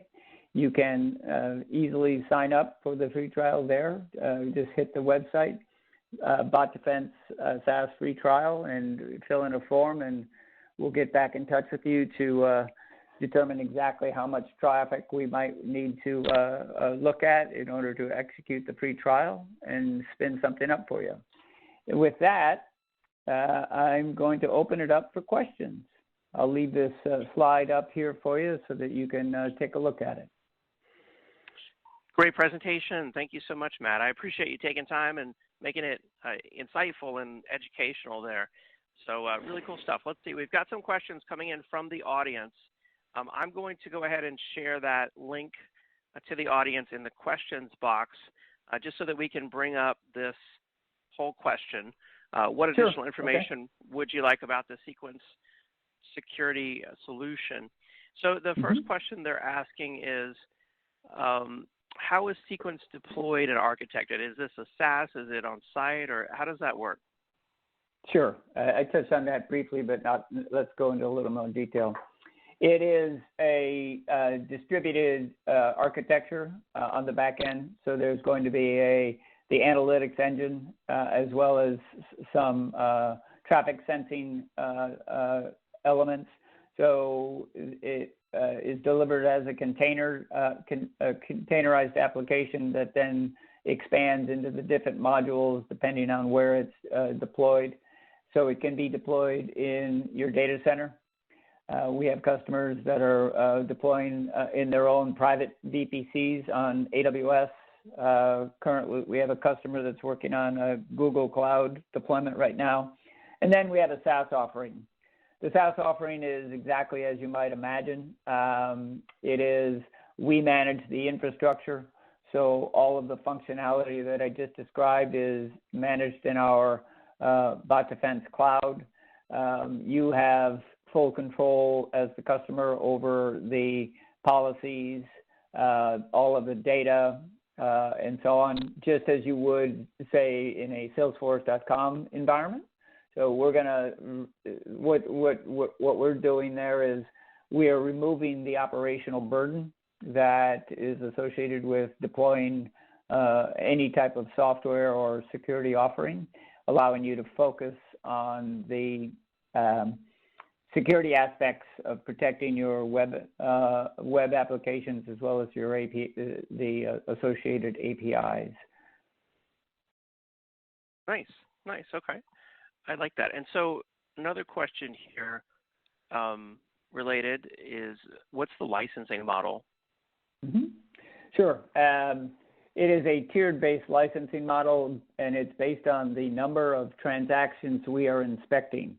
So we're not going to look at your entire, all of your web traffic.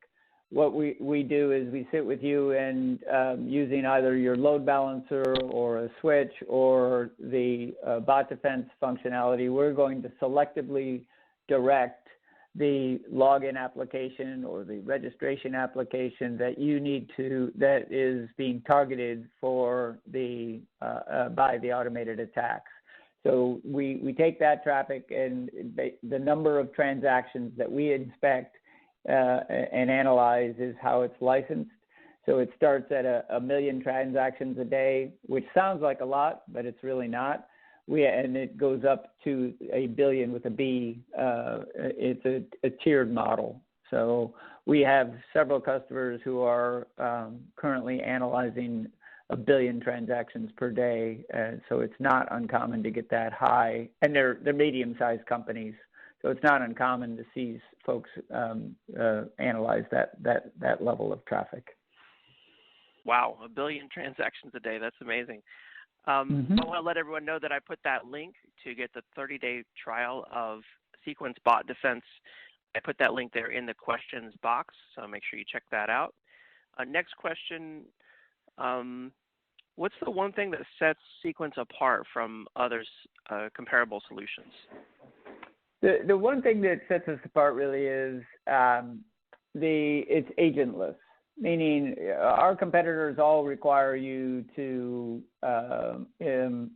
put JavaScript in every single web page, or they require you to use an SDK for mobile application. And this is in order to collect the telemetry that they need to determine whether the intent of the transaction is malicious or legitimate.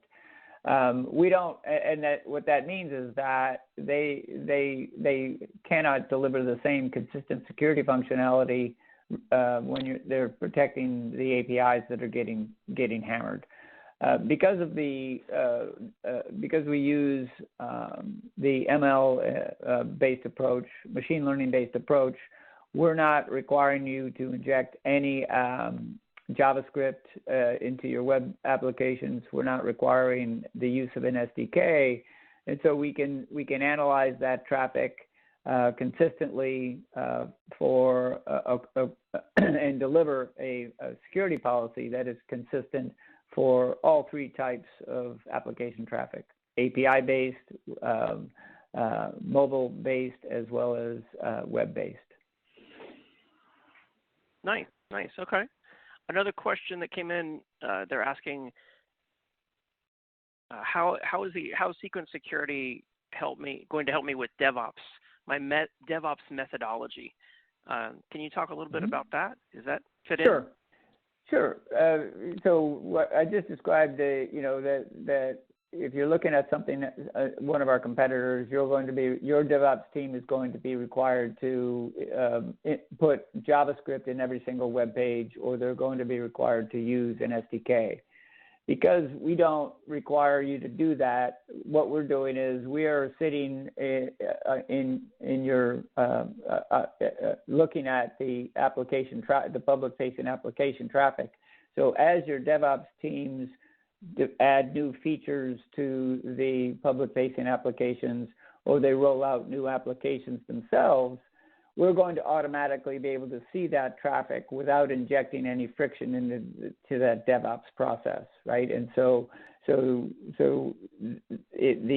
QA cycles that the JavaScript requires, or the update cycles that the mobile SDK might require, are completely eliminated from your DevOps responsibilities. And so the DevOps teams are allowed to focus on developing and enhancing your application, and not worrying about third-party applications that have to be brought in and building cycles around that, their update, building schedules around the third-party update cycles and so on. So the term that we use is our security is baked in to your application development workflow. Development doesn't have to do anything to gain the benefit of our security. Very nice, very nice. So if people click on the link, I want to tell everyone I brought the link back up again. It's on the screen, and it's actually clickable if you just mouse over it and click on it. They go to that page, they fill out the form. Can you kind of walk through what the next steps would be after that? Sure. Because the way that the SaaS offering is deployed is you are given a private environment. So you're given an instance of our of bot defense in our cloud environment. So we have to know how much traffic might be analyzed in order to spin up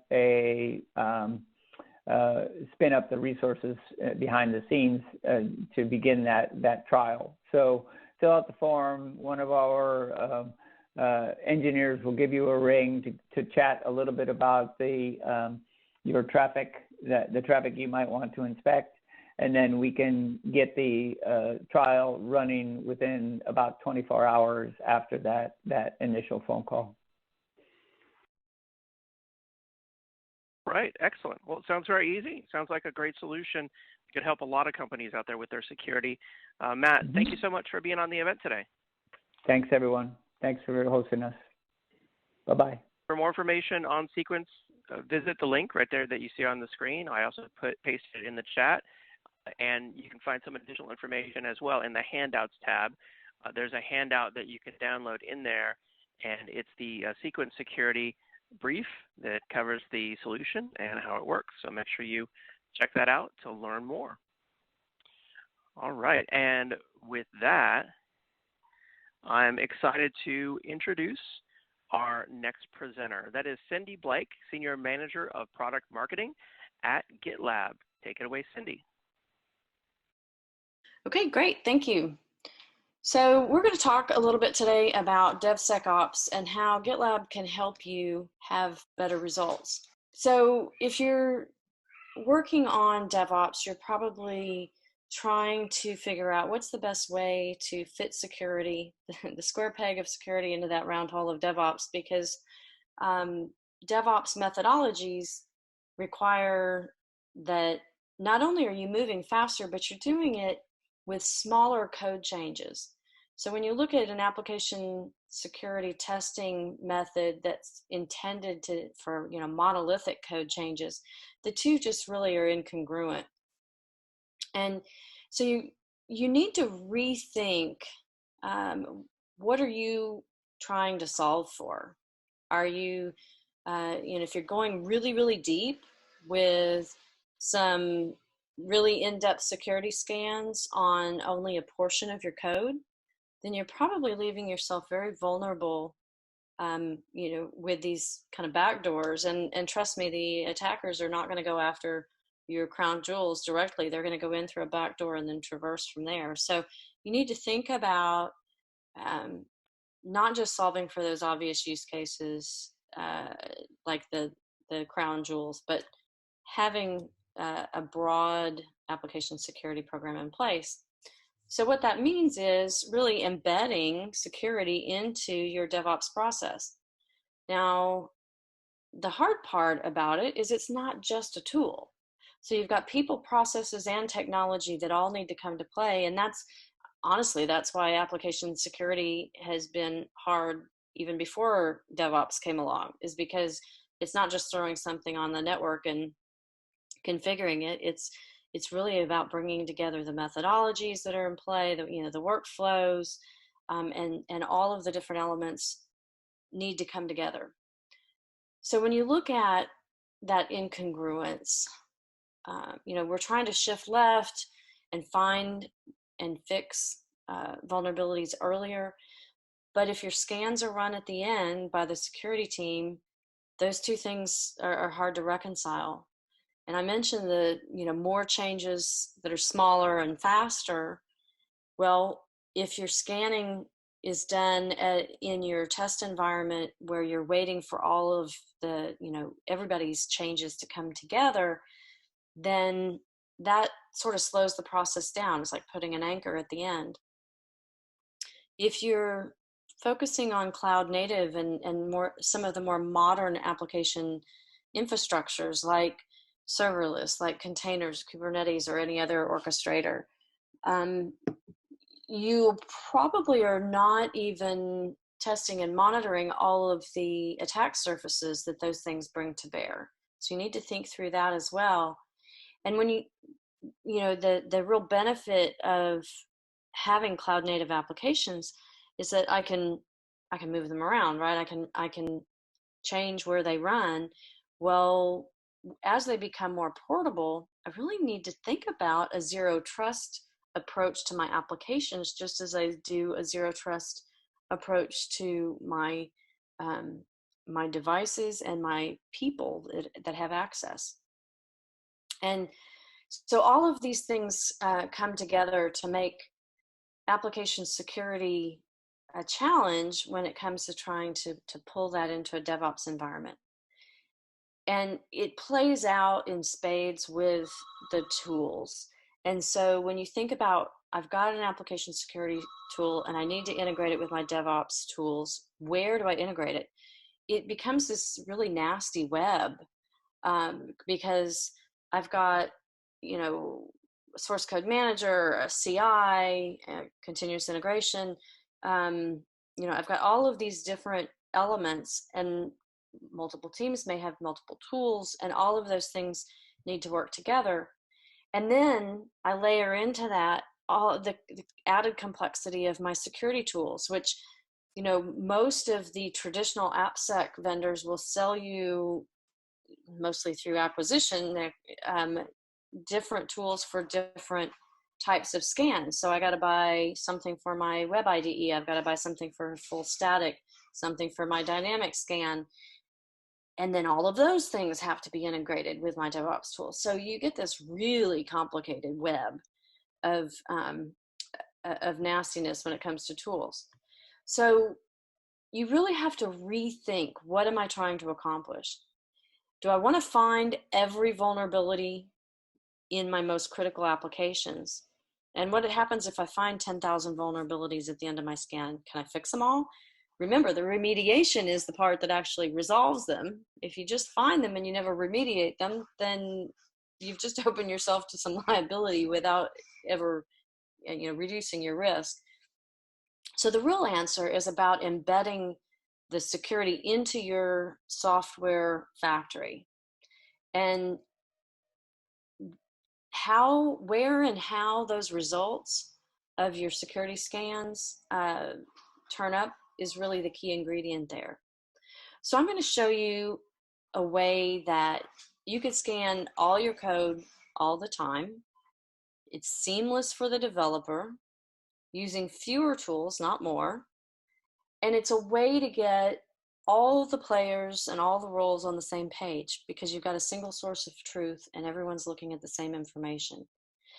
And just for icing on top, we can make your auditors really happy too, because with a single tool for the entire software development lifecycle that includes security, I can see end to end in my software lifecycle who changed what, where, when. And developers might find that, you know, it may not care, but auditors absolutely love that. So GitLab is probably better known for our source code manager because of the name Git, right? So we, you know, what do we have in common with GitLab, GitHub? Git is the Git part. It's the source code management. But the similarities really stop there. So we've got a single tool for the entire software development lifecycle that includes a market-leading continuous integration capability. And so Forrester, actually I should have updated this slide, because Forrester has put us at the top of the wave 2 years in a row now, last year for CI Tools Wave and 2018, and for 2019, in that wave, it was for the cloud CI. So, you know, we've got a really good track record there on continuous integration as well. So if you're a security person and you're thinking, if I could get developers to somehow find and fix my vulnerabilities, the vulnerabilities that they create, then, you know, if I can kind of ride on the tails of something they already like to use and that's already a market leading product for them, all the better. So what GitLab does is we put all of these scans into CI. So container scanning, dependency scanning, static, dynamic, and license management. So all of that is in the developer's pipeline. And the real key here is that it's on a feature branch. And let me explain, if you're not a developer, you may not understand what that means or why that's important. Let me explain the implications of that. So as a developer, I check out code from the source code manager. I make changes, and it doesn't have to be GitLab, it can be GitHub. I check out code though, and I run it, I make the code changes and I commit it through my CI. If I run my scans on that code change and I get the results back, then as a developer, I know that if there's a vulnerability there, I created it. It wasn't somebody else that created it, I created it.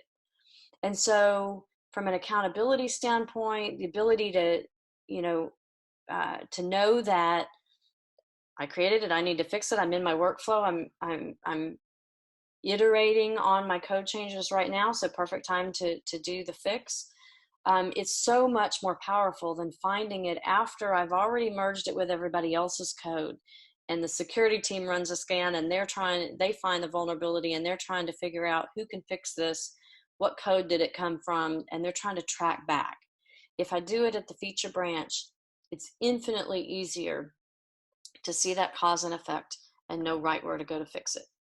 So that's the main advantage in terms of workflow and timing of those results. So all of those scans, as I mentioned, are run in the pipeline.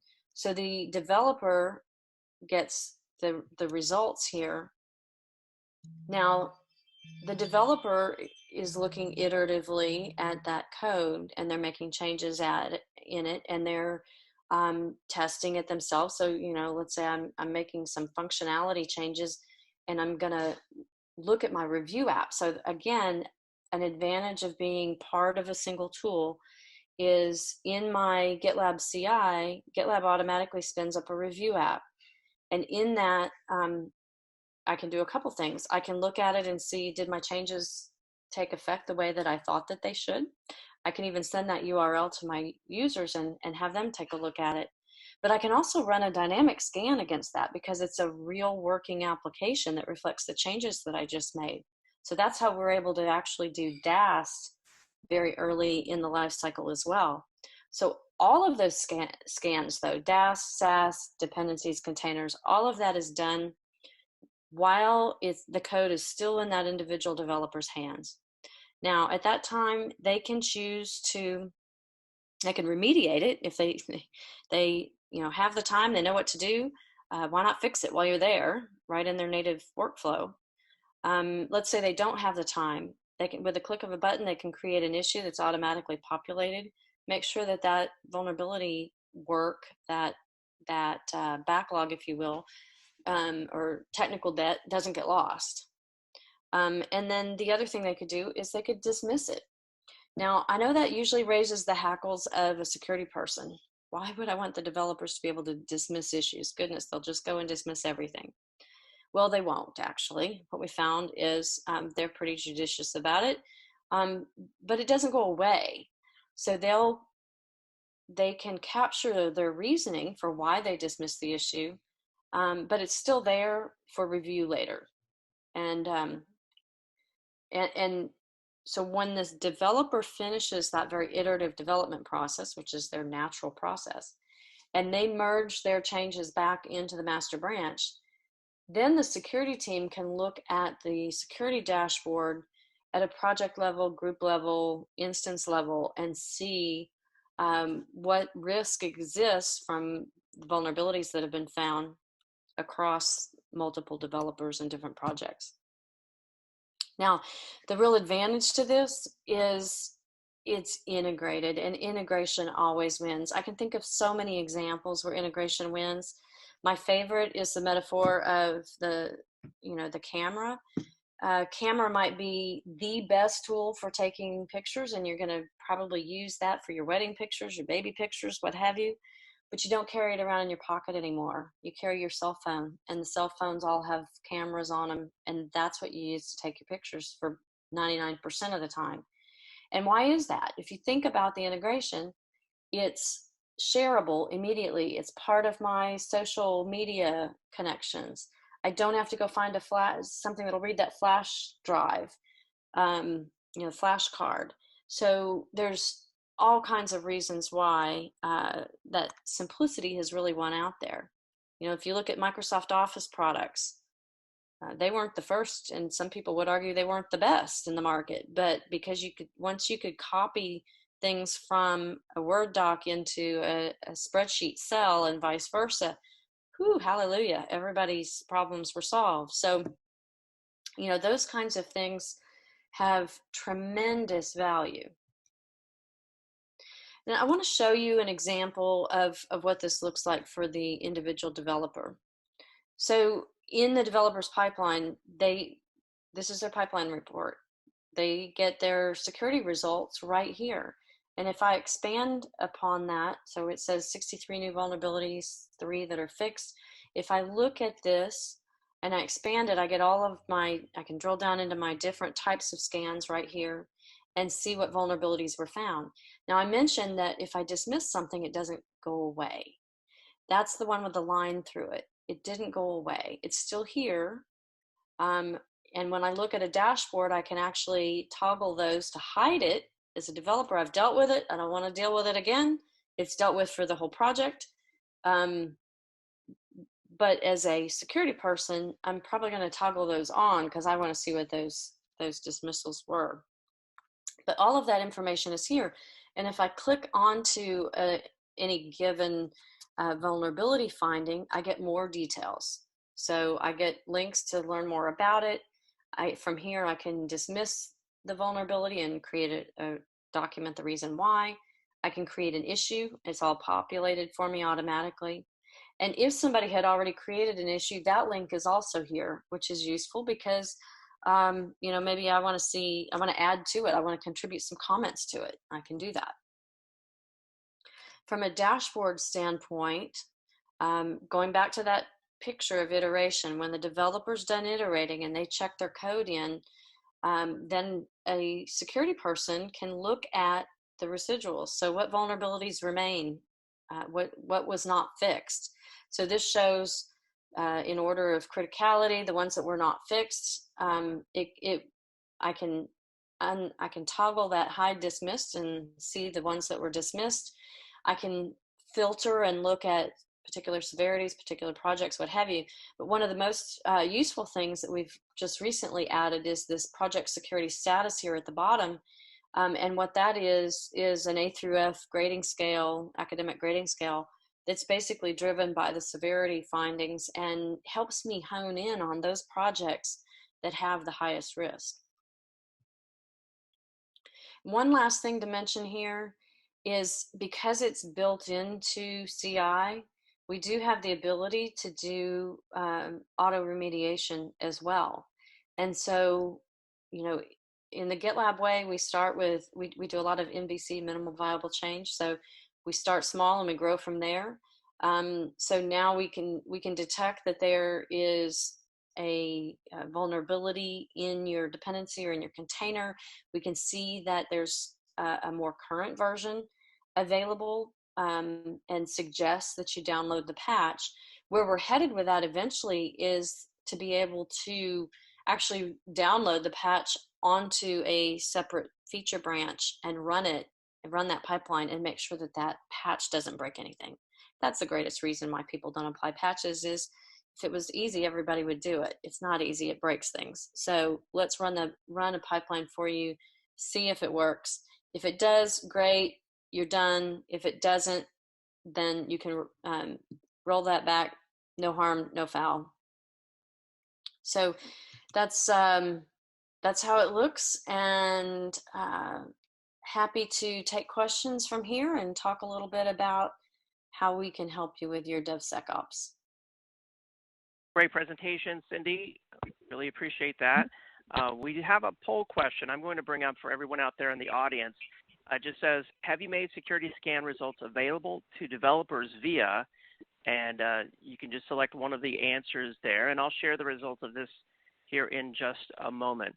But Cindy, I wanted to first ask you the first question that came in, and that is about what's the difference between scanning a feature branch and scanning a master branch, and how is that relevant to application security? Yeah, thank you for that. It's a matter of where the developer is in their life cycle, their process. So if when a developer checks out code, they're working on making the code changes on a feature branch. So it's when we scan there, it's before it's ever merged with anyone else's code. So when you think about the accountability and visibility and clarity, it's very easy to see, you know, I made this change and I created this vulnerability. So it wasn't someone else. So that it's really about that clarity. And they're still, you know, within their iterative development environment. So perfect time to do the remediation as well. Nice. Okay, that makes sense. So let's see. I can't share the results on this, but I can tell everyone the results. And while I do that, I'm going to bring up the next poll that just says, what additional information would you like about the GitLab solution?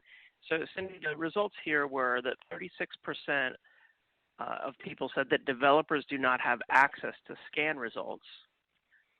29% said having security run the scans and provide results to the devs, followed by asking developers to run scans themselves at 21%, and finally 14% said integrating. Okay, what's your take on that? Well, that's probably the split that I would expect. You know, integrating the scan results into the pipeline is really hard if you're using traditional application security tools.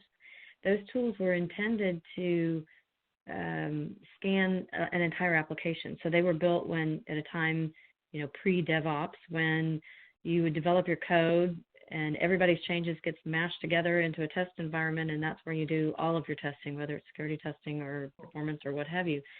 And the problem with that is then when you find the results, it's disconnected from the development process. So you have to track back and figure out where exactly is that vulnerability in the code, who can change it. You know, if you get it assigned as an issue or a trouble ticket, then periodically checking back, has it been resolved, hasn't been resolved, because until it does get resolved, it still represents risk. And so it's not surprising that a lot of people are struggling with that because they're using the more traditional application security methods. So if you use something though that's embedded, not just a plugin, but embedded into your CI, like GitLab is, then you're really facilitating that empowerment of the developer so that they can find and fix the vulnerabilities on their own. And by the way, it's automated. It can follow policies, so security can focus more on setting the policies and let the tool automate that. And it's not as you know, it's a single source of truth. It's not as manual. You're not trying to connect multiple systems and maintain those connections. So there's lots and lots of reasons why you'd want to integrate, and it's not surprising that there's only a few number that have done that, because it is rather new, and we try to make that as painless as possible, so all of the scanning is integrated right out of the box.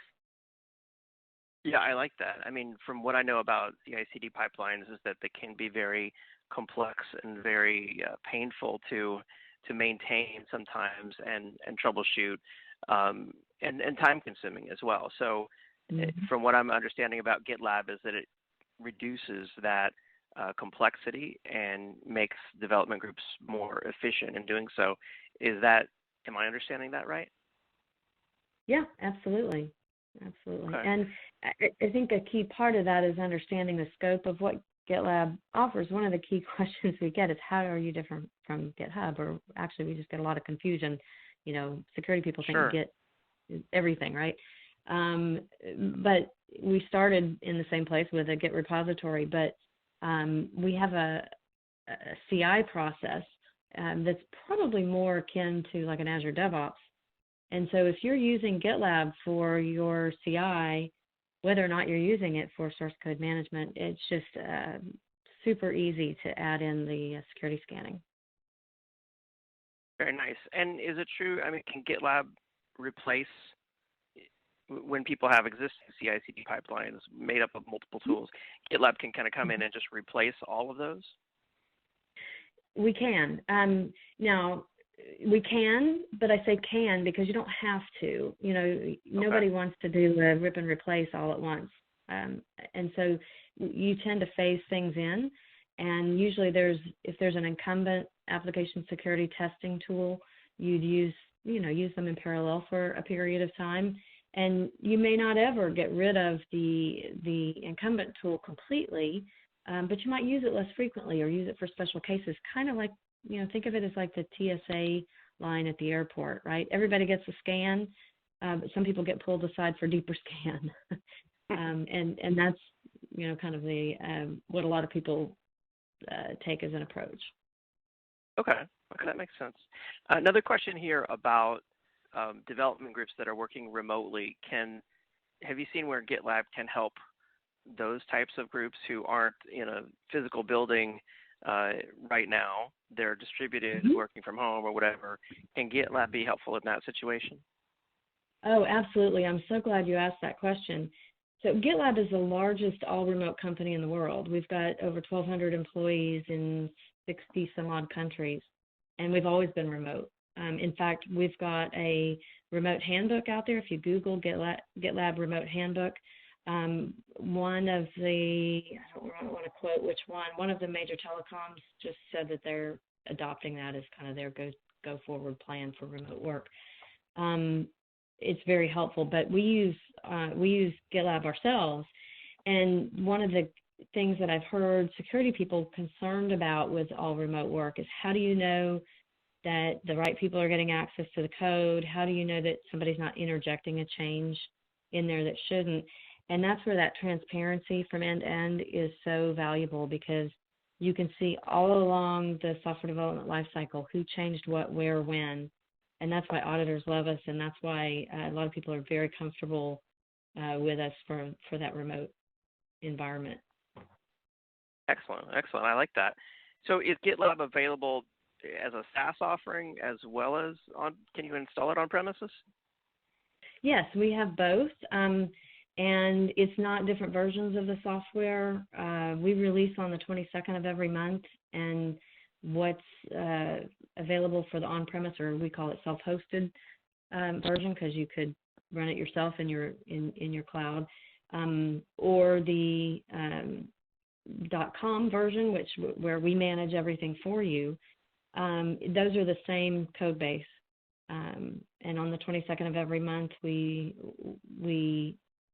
turn out new capabilities, which we're very transparent. If you Google GitLab Handbook Roadmap or Secure or Defend Roadmap, you'll see all of the details of what we've got coming and when.